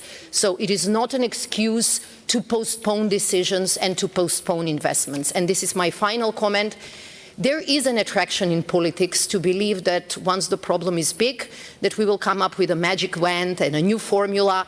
I'm a very pragmatic person. I believe in just implementing what we have agreed. So as Commissioner mentioned, if we just stick to the path that we have envisaged last year and start delivering every year, every ally, all these issues will be dealt with. And we will be able to say that security, again, is granted both to Europe and to America. Thank you. Thank you. Thank you. That concludes our questions. Thank you to the Deputy Secretary General and to the Commission for your time and for your answers. We have reached a break in our proceedings. Coffee will be served outside the hall. We will restart the session at 11 a.m. for the online address and questions and answer period with Mieczysław Banik, Deputy Minister of Defense of Ukraine. Please be here at 11 a.m. Thank you.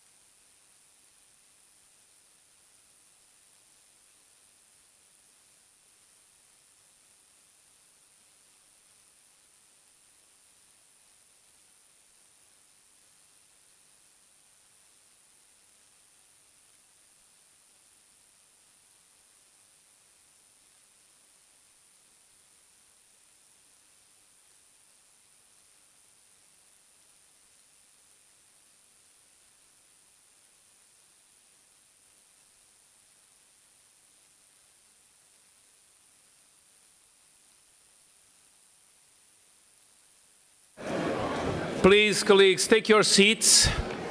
We have the Deputy Minister waiting for us. Can you please take your seats?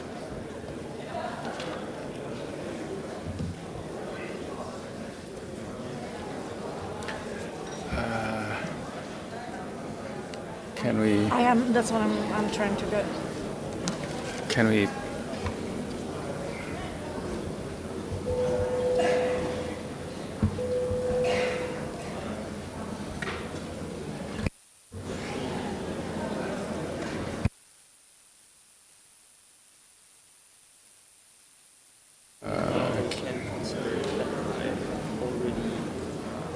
Can we please put Mr. Banik on screen?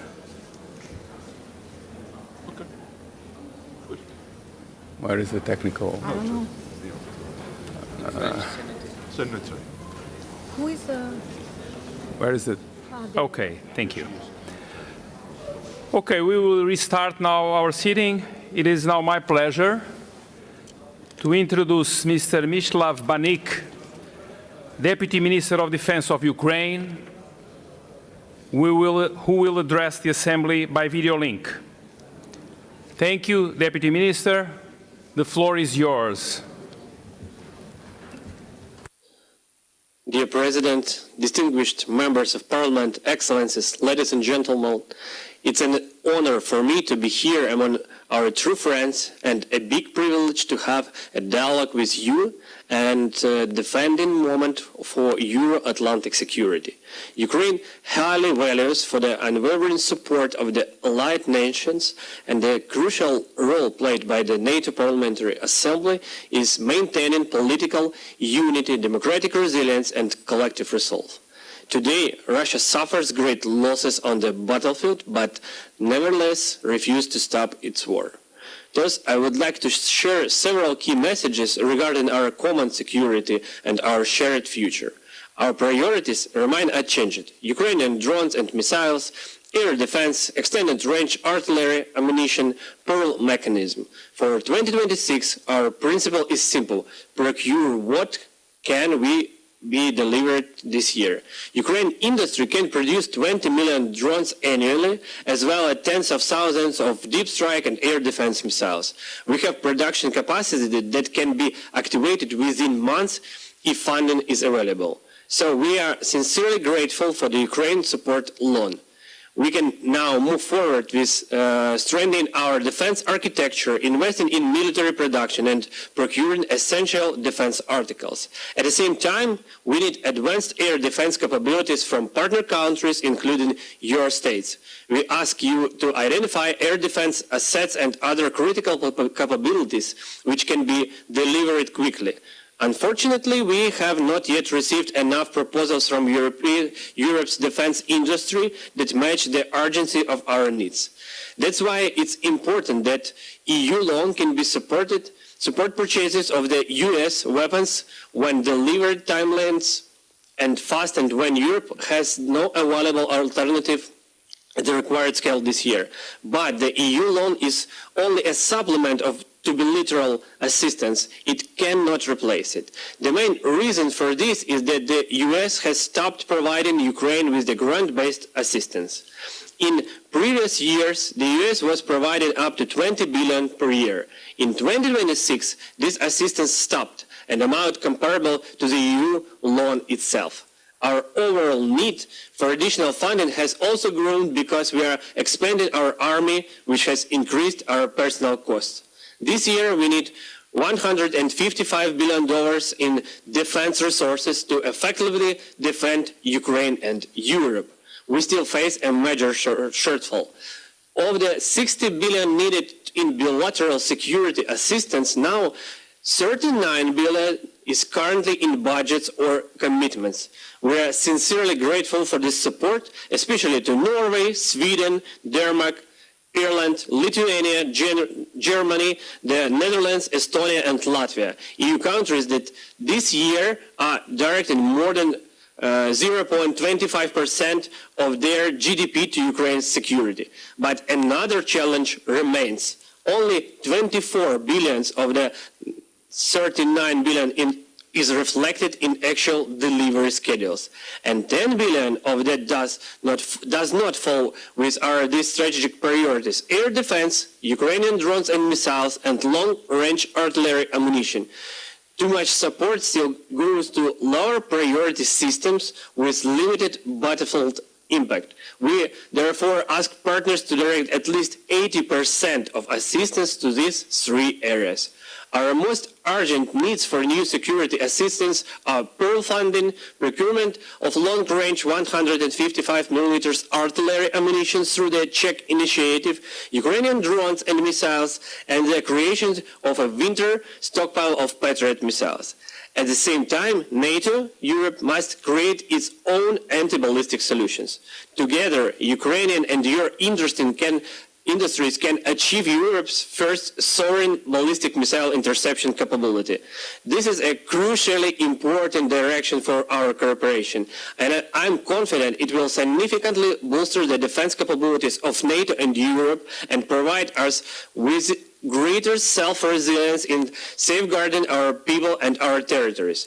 Today, Ukraine is gaining momentum. Russia's military machine is beginning to slow down. We can make 2026 the year when the weakened Russia passes the point of no return and can no longer recover. I say this from my own experience. I personally operated FPV drones and later served as a unit commander. And right now, here at the Ministry of Defense of Ukraine, our entire team is uniting our strategic vision within a deep understanding of the battlefield and the real challenges of the ground, ensuring that every decision directly aligns with the highest priority of the military. We know how to achieve this. We're already eliminated 35,000 Russians per month, and our goal is 50,000 Russian troops per month. Through its strike capabilities, we already conduct 5,000 strikes per month at the distance above 20 kilometers, and we plan to deny the enemy all roads within 70 kilometers for the front line. Through our deep strikes, we aim to disable half of Russia's oil refining capacity and several key oil terminals on the Baltic and the Black Seas. In parallel, we are developing our air defense and improving our ability to counter Shahid-type drones, cruise missiles, and ballistic threats. We made our war more technological and cheaper. The most obvious example is FPV drones. They cost hundreds of dollars but destroy equipment worth millions. In addition, we have a whole range of digital products. They allow us to conduct reconnaissance, analytics, and calculations in real time. This plan is already being implemented, but full execution requires resources.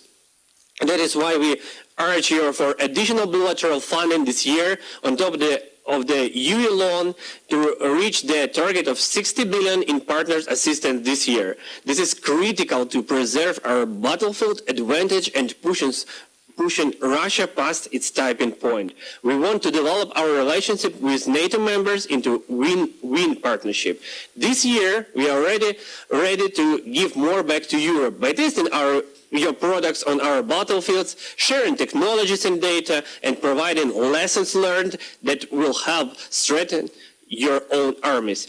I'm speaking of the mathematics of war, and it's most importantly of our proven ability to rebuild and successfully scale up defense productions while enduring active full-scale warfare. Ukraine has unique experience in modern warfare, you know that, and we are all ready to share this.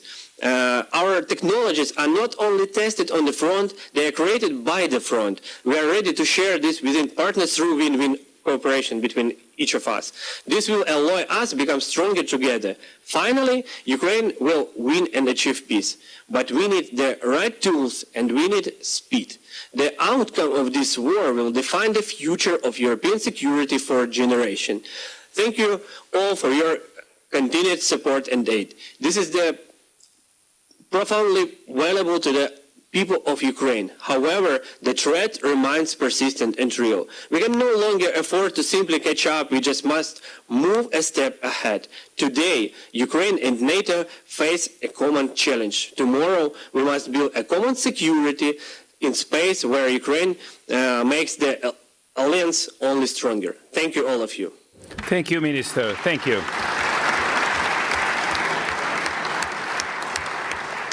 The Minister will take some Questions and comments, very brief, please. We have a group of 7 questions. The first one from Congress Mike Turner, the second from Mikko Savola from Finland, the third from Jesse Klaver from the Netherlands, then Andrzej Zewiński from Poland, Tomi Monan from Finland, Dimitrios Karidis from Greece, and Salvatore De Meo from the European Parliament. Congressman Turner, please, you have the floor. I ask you to stick to 1 minute, please. Thank you, Mr. President. Thank you, Mr. Minister, for your eloquence and for your accomplishments in the continuous fight of Ukraine for standing up for democracy. My last trip to Ukraine was in September, and as a member of the United States delegation and of the U.S. Armed Services Committee in the House of Representatives, I know of the U.S. strong support for Ukraine. You know, the last time that a question of support for Ukraine was on the U.S. House of Representatives floor, over 300 members of the U.S. House of Representatives supported the measure.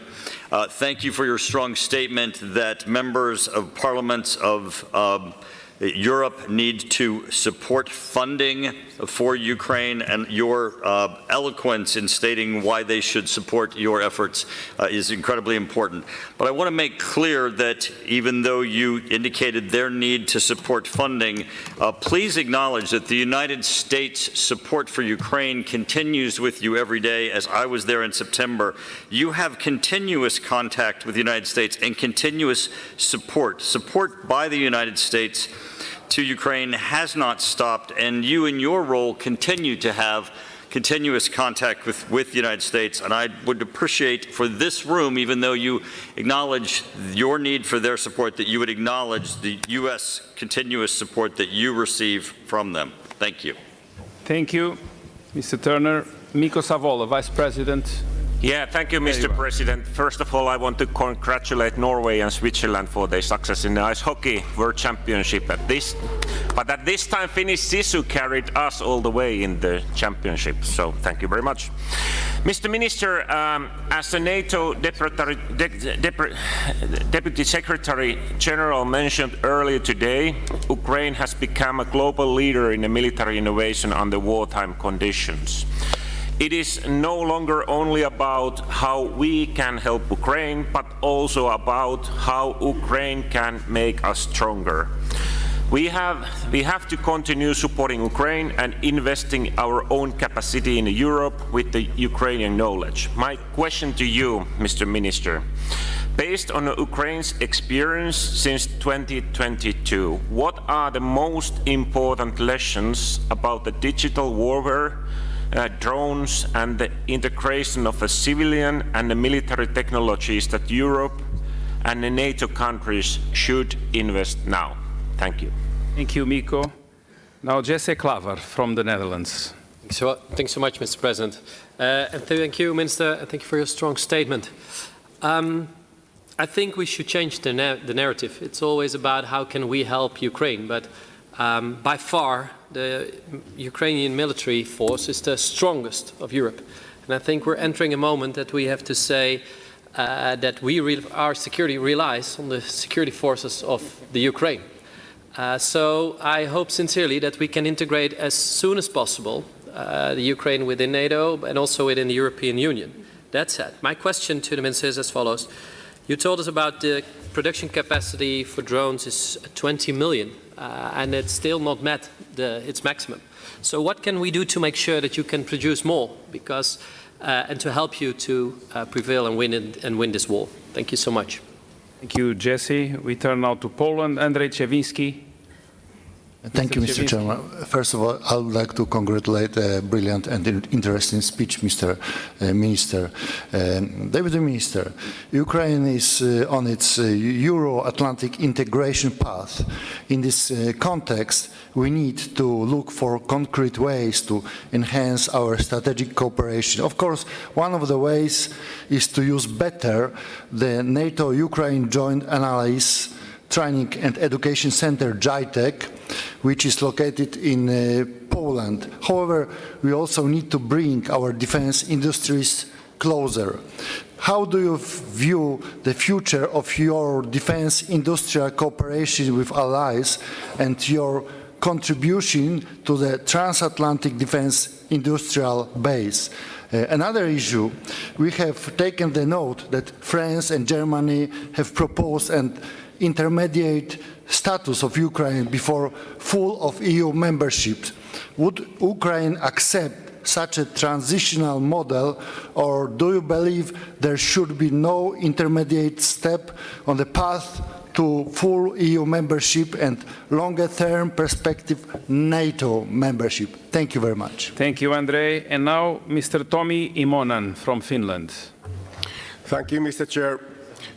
I would like to emphasize that my question is not accusation, but an honest attempt to try to understand the size of problem regarding Ukrainian drones that don't make it to their targets, but end up elsewhere due to the Russian interference. So we value Ukraine as a security provider, and Finland has from the beginning supported and will continue to support Ukraine, which is fighting for the whole Europe. And my question is to Minister, could you describe how many of those drones fired from Ukraine have strayed to other European countries, and what measures Ukraine is taking to improve the impact of its drones? And I want to highlight that our support to Ukraine is not wavering. Slava Ukraini. Thank you. Thank you, Tommy. Thank you very much. Now we turn south to Dimitrios Kairidis from Greece. Well, my question, Mr. President, is a follow-up to the question of our Finnish colleague. We are very strong, as a representative of the Greek delegation, allow me to say that we are very strong friends of the noble struggle of Ukrainian people, and our hearts and minds are with you. We admire your ingenuity, your courage, and your resilience. But there have been recent incidents where Greek ships were attacked by Ukrainian forces in the Black Sea, and a drone, a sea drone fully loaded with explosives, was discovered in a Greek island, putting the safety of locals and tourists at risk. This is putting us, friends of Ukraine, loyal friends, strong friends of Ukraine, in a difficult political position against internal opposition that did not want Greece to take such a strong stand in support of Ukrainian struggle. And I wonder if you have a comment and an argument that we should make back home in your defense. Thank you, Dimitrios. And final question from Salvatore De Meo from the European Parliament. Salvatore, thank you, Chair. Thank you for the floor. I will speak in Italian. I would like to greet and thank the Deputy Minister for his speech, and I have something to tell him. In these very days, we have been talking about how to invest to reinforce Atlantic defense. In the meantime, Ukraine has been fighting over the last 4 years while innovating and producing drones while Russia hits Ukrainian cities. The European Parliament adopted a 90 billion euro loan, and this is not just a courtesy gesture, but this is pivotal for our European security. We must integrate the Ukraine industrial base, Ukraine in the European industrial base. This is not just a path of Ukraine's accession to the European Union. We cannot lose these critical infrastructures that the Ukraine can provide us. What can we do to ramp up this integration and make Ukraine part and parcel of our defense system before it's too late? I'm not sure if the Minister was able to get the translation from the Italian, but if you're not, Minister, we won't take it from bad sides, and Salvatore will agree that maybe his answer won't be responded. Please, Minister, you have the floor. Yeah, thank you very much for your questions. honestly, I really thankful to you for all the words that you say, and honestly for that questions, because that's mean anyway that you are interested in details and the reasons for our cooperation, increasing cooperation, or the questions are deeply practical. So what I would like to say, first of all, I would like to thank you for everyone, and especially that's absolutely true. United States, thank you for continuing your support. Thank you for being with us day by day, and it's really necessary for us. And coming back to the question by question, maybe on this answer, I will put some points that it would be useful for next questions that you would have, and even during the bilateral conversation. So first of all, about that. Conclusions that we've done during this war and how do we use the digital data, etc. So I don't know how deeply you know all the situation, and maybe there's some words that I will say you already know that, but as you know, in Ukraine we have amazing digital systems, not just in a civilian part of the society, but at the military at the same time. And for example, we have the Delta. This is the digital systems that shows all the territory, all the positions, etc. And this year, based on Delta data, we've established a new kind of the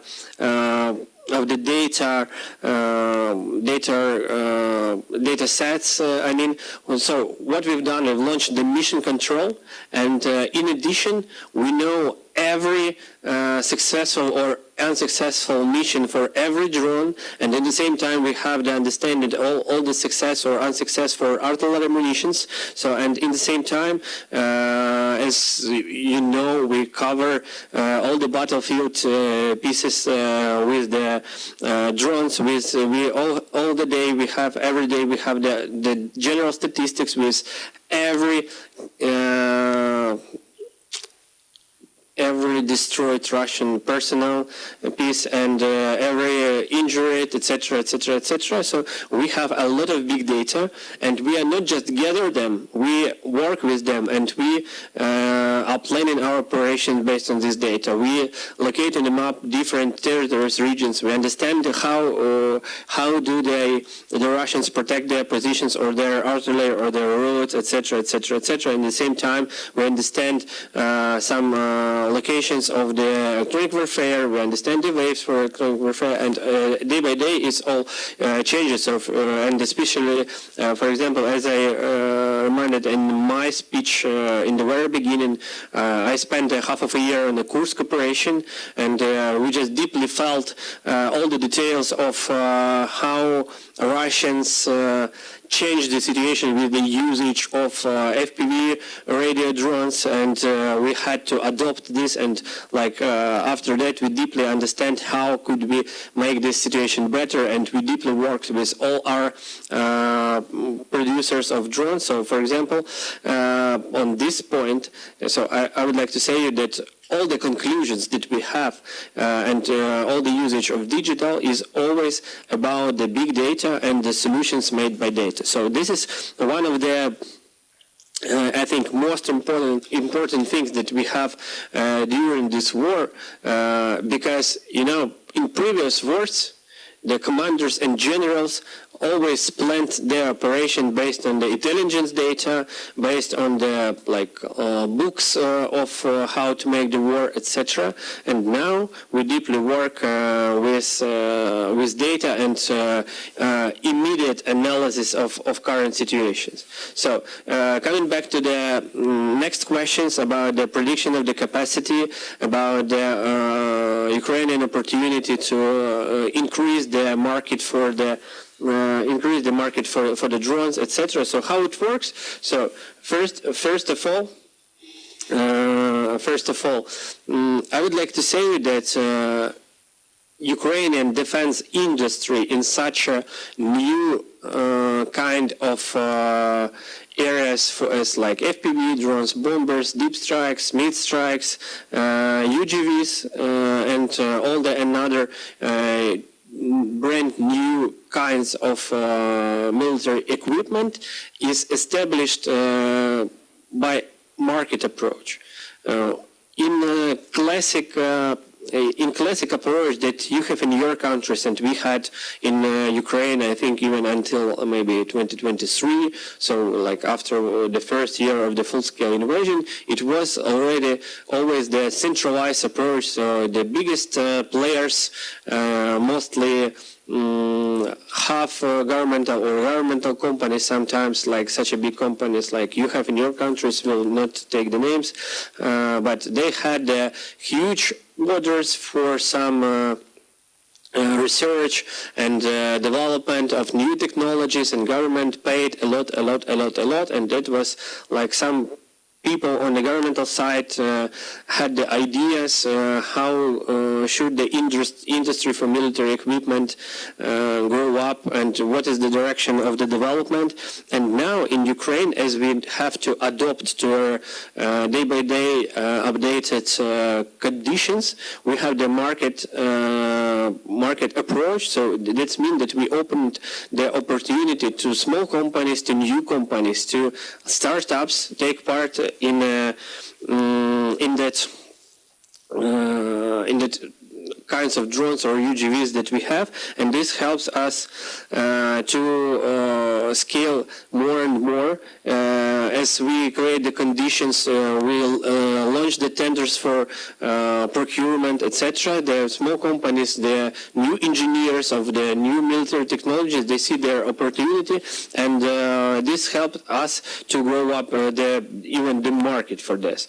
So, and to scale more our opportunity, and of course you to have the access in future to use the best technologies confirmed on the battlefield. You just can next time after my speaking to you in bilateral conversations or with Ukrainian representatives, just discuss about the increasing maybe some funding and budgets, because as we have, for example, a new budget for a new kind of the military equipment, and we can establish this market, give to these companies the opportunity to grow up, not to be the old school companies with a long process of R&D. It help us to grow to the next. So next question was about the industry cooperation, about JETEC and etc. I would like to say that we are staying in a deep cooperation, and JETEC is one of the parts of my responsibility for now, and I have a special team on my side who works with JETEC, so we are in deep cooperation, and of course we are interested in the industry, integrations, etc., because our point is not just about helping Ukraine. And as I said in my speech, and as some of you said this in our question, it's our general common European security. And European security is the main point for even to have these discussions, you to sit in there and have the opportunity like in a comfortable conditions, have these bilateral meetings with Ukraine, etc. And this is the small example of our common cooperation in the European security. So this is why it's necessary to build all the kind of the cooperation. But always, of course, it's necessary to stay in balance, because all the challenges that we have for now, I'm not talking to you about the challenges somewhere in another part of this planet, etc. So we have the challenges day by day, and we have to react this at the Ministry of Defense, as the armed forces, etc. And of course, if to be focused just on scaling industries instead of being focused on the battlefield requests, so it would be better to have the battlefield request. But in general, of course, our approach and our communication here in our delegation from Ukraine there with you today means that we are open really to our cooperation between each other of us. About the effectiveness of drones and about the questions that you had in the in the end. So I would like to say, first of all, that Ukrainian drones, it's not the part of this question. So first of all, we have to understand that all the drones that make the problems even to you on your territories or in Asia, anywhere. So first of all, this is the results of that full-scale Russian invasion that we have. That happened in 2022, and now in 2026, on the 5th year of this war, we still have that problems with all of them. So all the drones we have in the air or in the sea, they are Russians, and Ukraine has the, I think, the biggest challenges in the world to stay against that attacks that we have. So we are trying to fight with these drones, mostly successful. We are not launching the drones into Europe. This is the counter-drones strategy for us to fight with them in the sea, in the sky, on the ground. So, and of course, sometimes it's even the hugest attacks that Europe ever seen before. So it's necessary to us to stay in touch with you and to have the common reaction on every danger that we see everywhere. Thank you very much.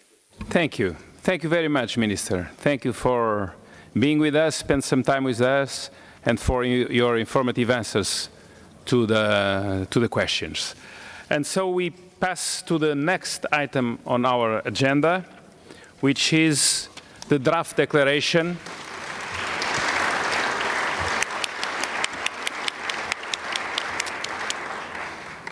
and after the draft declaration has been presented, I propose a time limit of 1 minute for other speakers and for anyone to discuss the text. The draft declaration is supporting a quantum leap in deterrence and defense, a parliamentary agenda for a stronger NATO, as amended at the Standing Committee in Vilnius. Following the lengthy discussion in the Standing Committee, I have decided not to accept any amendments on the draft declaration under Article 35(2) and Article 4(10) of the Rules of Procedure. I am keen to hear all members' views. I therefore propose a general discussion of the draft declaration followed by a vote. I call Sir Alex Shelbrook, Vice President of the Assembly, to present the draft declaration. Sir Alex, you have the floor. Thank you, Marcus. Dear colleagues, this year's declaration is shorter, sharper and more focused, and I would argue all the more effective for it. It is firmly anchored in the Assembly's core priorities: strengthening collective defence, supporting Ukraine, protecting critical enablers and fostering partnerships.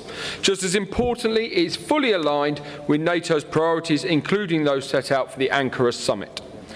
But what sets this declaration apart is its focus on delivery. It speaks directly to what we as political leaders must do: shape public opinion, pass the right legislation and ensure that our commitments are matched by action. Because our responsibility is to ensure defence commitments are translated into real capabilities, real investment and real resilience on the ground. This text also places a stronger emphasis on accountability.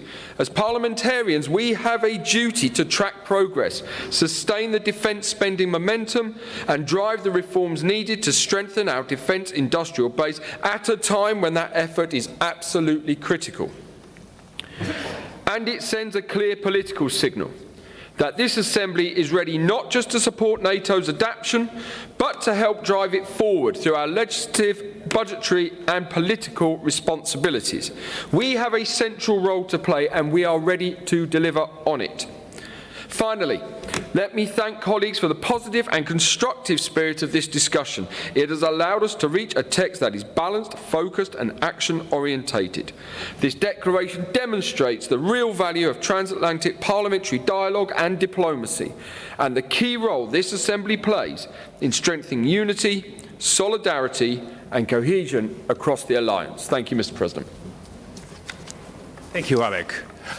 I will ask, thank you. You better stay there. You sit here? Okay. I will ask the members who wish to speak to raise their hands and ask for the floor.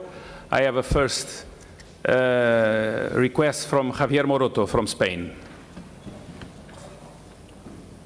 Thank you. Thank you, Marcos. I would like to share one simple thought. In my own country, Spain, politics is often polarized and almost everything becomes a matter of dispute. But when we come to the NATO Parliamentary Assembly, something different happens.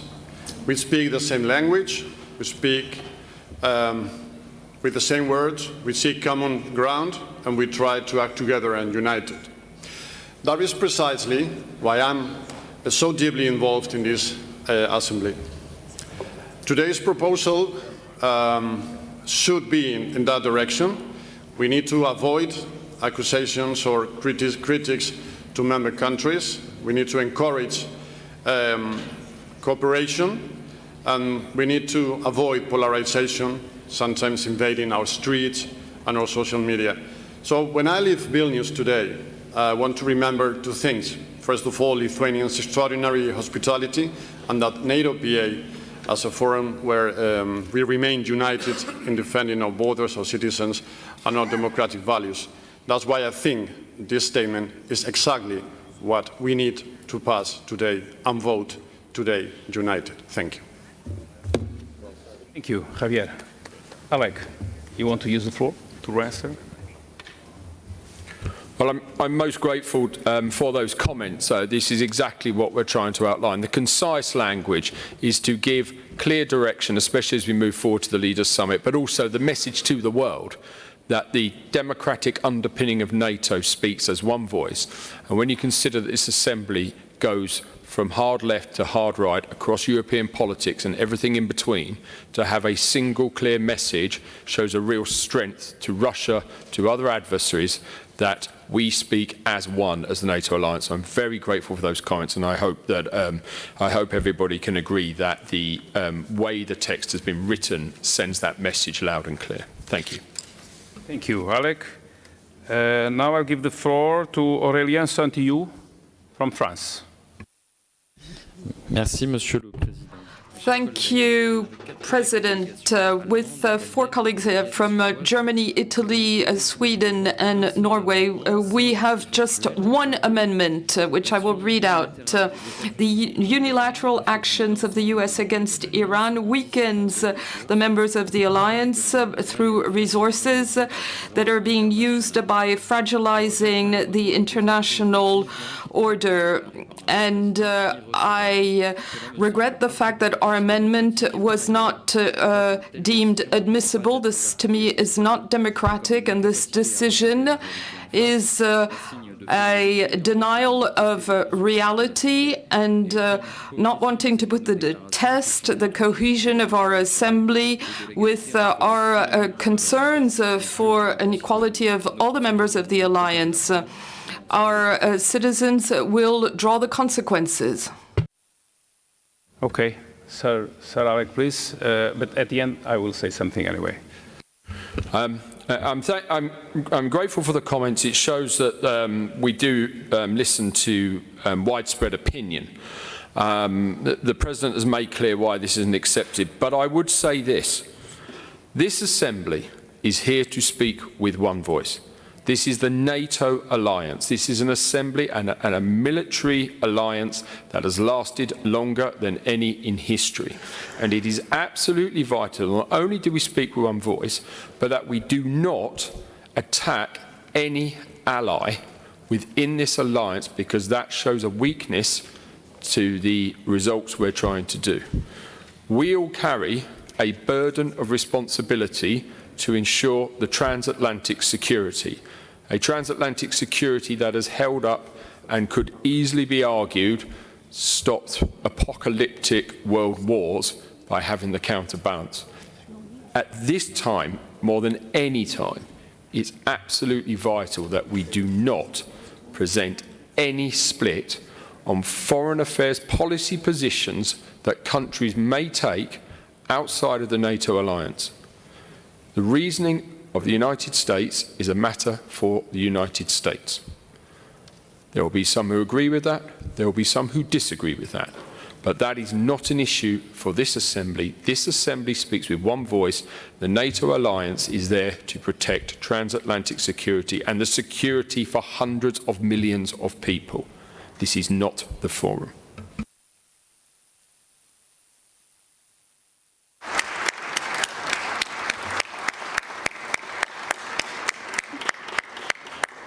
Thank you, Alec.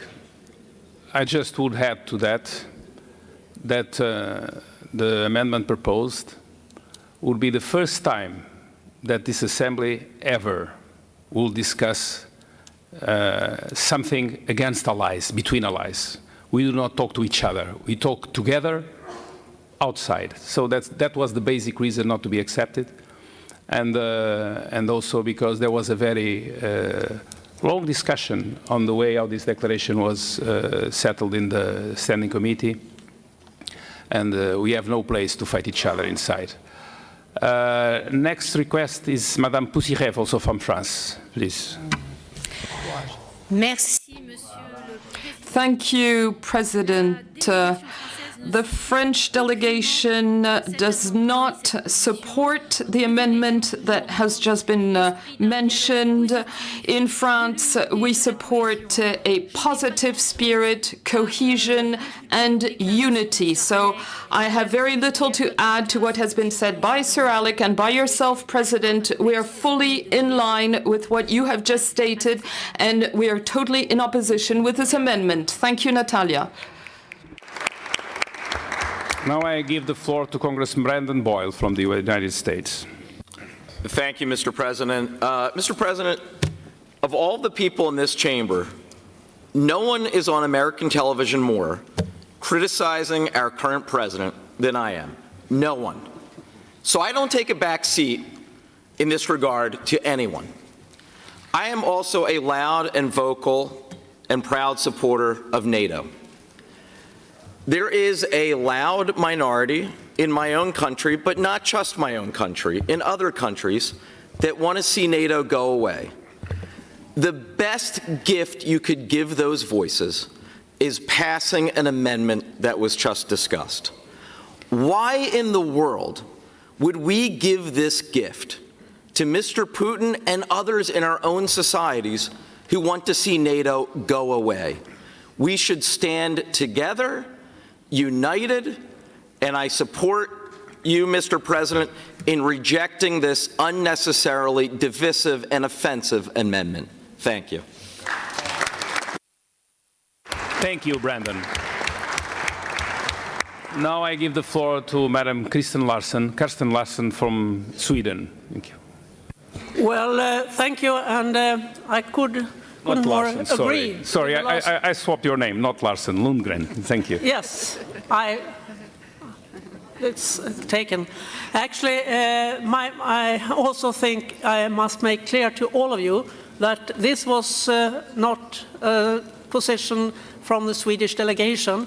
This was from a member, a substitute in the commission, in the delegation, and we are not in favor of that. So we fully support the draft that has been put forward from the Standing Committee and the decision from the President to go forward with the declaration as it stands.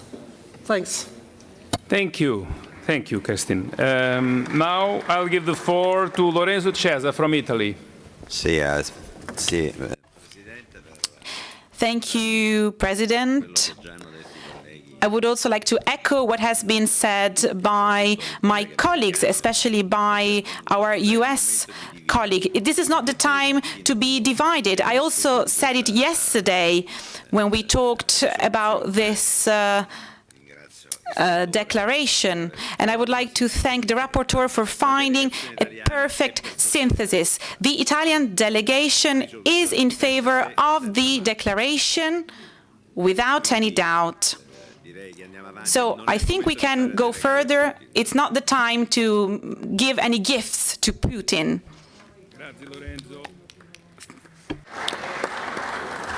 Daria Safai from Belgium. Rick McCormick. Thank you so much, and thank you. I would like to thank also our rapporteur for the very good resolution that emphasizes that we are always standing strong together.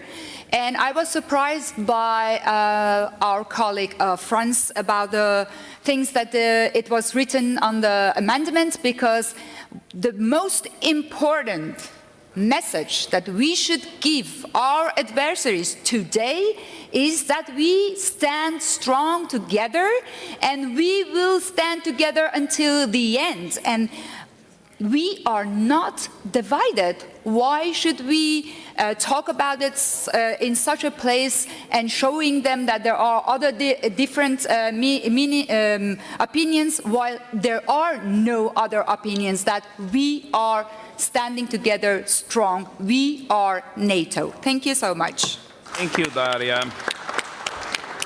Now I'll give the floor to Beth Van Doen from the United States.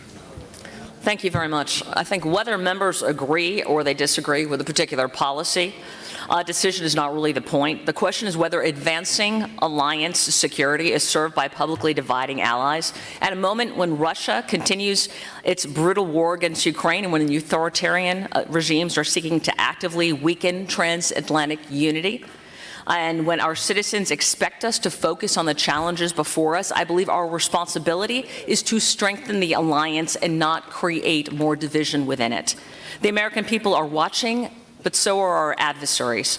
I would encourage us to remain focused on the mission that brought us together in the first place, and on the unity that has made this alliance the most successful defensive alliance in human history. Thank you. Thank you. Thank you, Beth. Maja-Lisa Fohler from Germany. Thank you, Mr. President. In addition to my colleagues from France and Sweden, I like to point out, as the head of the German delegation, that we do not support that amendment because our alliance has to be strong. We should show that we are one big alliance standing together, and therefore we do not support that amendment. Thank you. Thank you, Maya.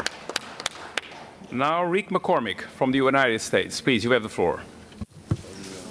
I was going to go into a diatribe about it was justified in our actions in Iran, which of course is what we're discussing right now. But I will instead shift towards what Ronald Reagan said about 82 years ago in his Point to Hawk speech, when he said, "Isolationism never was and never will be the answer to an expansionist, tyrannical regime." As we stand together then and we stand together now, I'm very encouraged by every country's resolution to support the United States and NATO together, not letting the isolation of the far left and the far right, which sometimes creates this idea of isolationism and the destruction of NATO. I am really encouraged by all this united rhetoric together, and I thank you for standing with us. Thank you.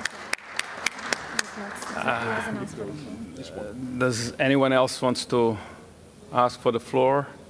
Yes, please, Greece. Well, colleagues, the world is, and our authoritarian strategic adversaries are waiting and yearning for yet another sign of weakness, divisiveness, or what have you. Let us not do them the favor. We stand by Sir Alex' declaration, no amendments. We stand by our allies. NATO is united. The United States of America is an internal part of NATO, and the Greek delegation is in favor of all that. Thank you. Thank you. Thank you. And now from Poland, Thomas Gacki. Thank you, Mr. President and colleagues. Very briefly, Polish delegation unanimously support the final version of the declaration prepared by Sir Alex Shelbrook, and the name and the word united is predominant, and the unwavering support for Ukraine is the second important option in this declaration. Thank you, and we fully agree with your declaration. Thank you, Tomasz. And now Pedro Peçanha from Portugal. Thank you, Mr. Chair. I will speak in the name of all the Portuguese delegation and of course to say that we fully support this amendment and the last version. Thank you so much, Mr. President. Thank you, Pedro. Now, Julie Jerovic for Canada.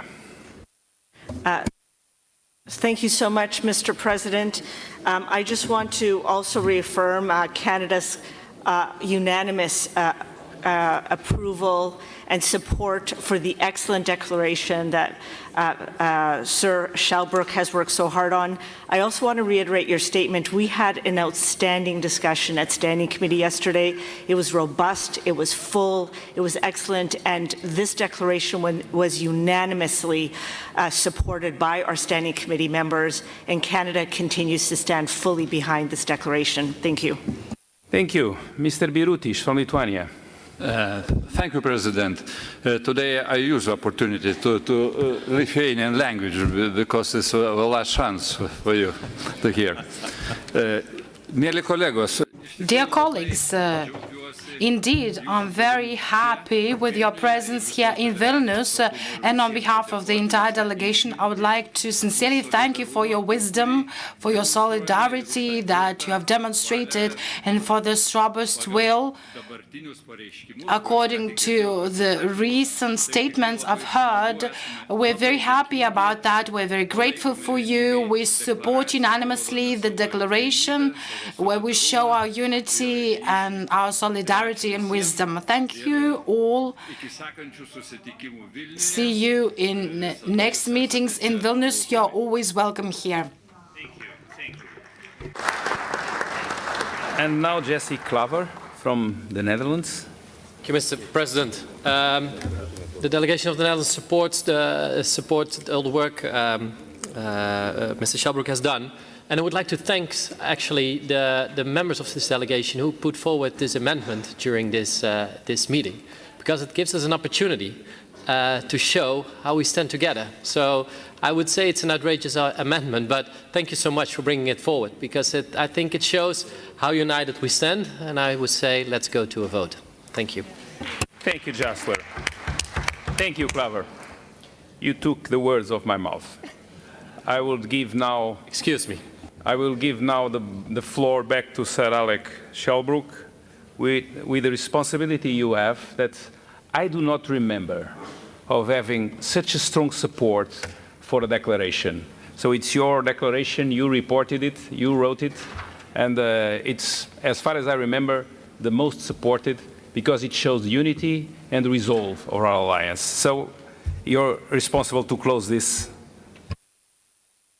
Thank you, Mr. President, and indeed to echo your words and the words of Jesse, we were just commenting that actually such a provocative amendment has given the opportunity for all allies to take their opportunity to say that after 71 years of this assembly, it is as united, if not more united, than it's ever been. And when you consider how much this assembly and the allies have expanded in those 71 years, to 32 countries standing up to repression, aggression, totalitarianism, fascism, that those principles stand strong today. And what we have seen in this room today is that we do not waver in our support for the freedoms we believe in and the freedoms we represent. I hope that having had such clear support across the alliance, that we will unanimously vote through the declaration this morning. Thank you very much.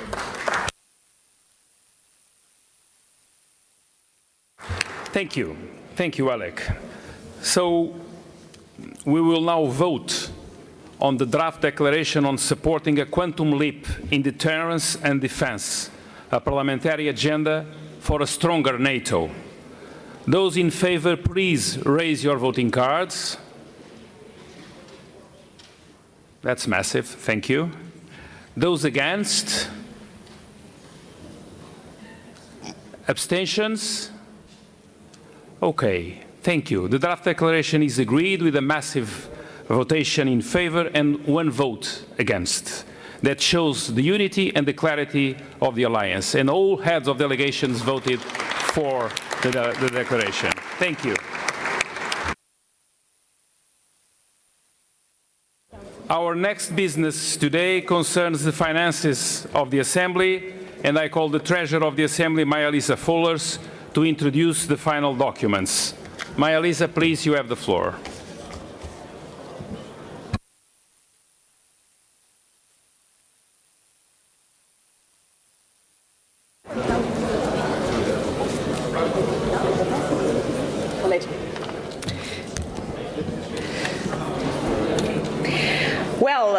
Dear Mr. President, dear Marcus, my cherished colleagues, I will brief you on the Assembly's finances. First, I'm presenting 3 documents for adoption by the Plenary Assembly related to last year to 2025. Please, colleagues, settle down, please. Otherwise, it will be hard for the speaker to be heard. It's okay, thank you. Thank you. Maya, please, you have the floor. The Standing Committee approved these documents during its meeting in Riga on the 11th of April. We closed the 2025 financial year with a surplus of 70,116.40 euros. I would like to emphasize that approximately half of the surplus stems from interests earned on term deposits. In addition, savings were achieved under Chapter 4, Missions, Seminars and External Relations, which largely depends on the location and number of activities undertaken. I propose to allocate this surplus through a revision of the 2026 budget with adjustments to cover costs related to IT and digital services, committee activities, and additional meetings, as well as health insurance-related costs. Further details on the allocation of the 2025 surplus can be found in my report. I hope that the Assembly will adopt these 2025 financial documents. Let me also briefly update you on the current financial year. Luxembourg is supporting the Assembly's work with funding for 2 posts, a research position and an officer position, both focused on democratic resilience, a topic we really cherish. The Swiss Federal Department of Foreign Affairs is supporting the Assembly's outreach program in 2026, and NATO is supporting with a subsidy. Let me take this opportunity to convey our sincere thanks for this generous support to Luxembourg, to Switzerland and NATO. Thank you. I've also prepared amendments to our financial regulations. These amendments were approved by the Standing Committee yesterday morning, and I would encourage that the Assembly adopts them today as well. These amendments are necessary to align the financial regulations with the Assembly Secretariat updated management structure and existing administrative practices. In addition, several articles have been revised for clarity, consistency, and efficiency, as well as to ensure closer alignment with NATO standards and terminology. If you have any questions of these, we are more than happy to answer them. That's all from my side. Thank you so much. Thank you, Maja-Lisa.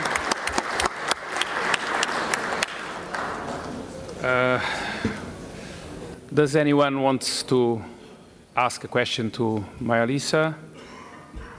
Well, if not, we'll vote the 4 financial documents. First, the abridged version of the Audited Financial Statement 2025, the Audited Financial Statements Provident Fund 2025, the Treasurer's Report on the allocation of the 2025 surplus and update on the current financial year, and finally, the amendments to the Assembly's financial regulation. Do you agree that we vote the 4 documents as a whole, all together? I see no objections. So please, all those in favor, please raise your voting cards. Thank you. Thank you. Those against? Abstentions? Okay. The documents were approved with 1 abstention. And the financial documents are agreed. Thank you very much.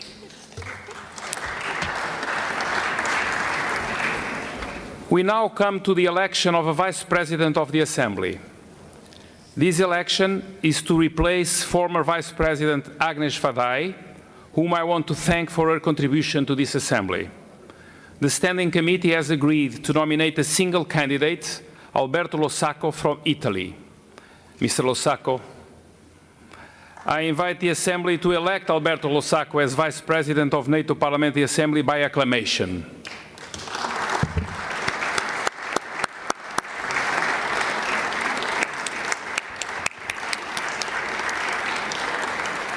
Congratulations, Mr. Losacco, on your election as Vice President of NATO Parliamentary Assembly. We are getting close to the end. On behalf of the Parliamentary Assembly, I want to thank Šarūnas Birutis, head of the Lithuanian delegation, for hosting this important and successful session here in Vilnius. Thank you, Šarūnas.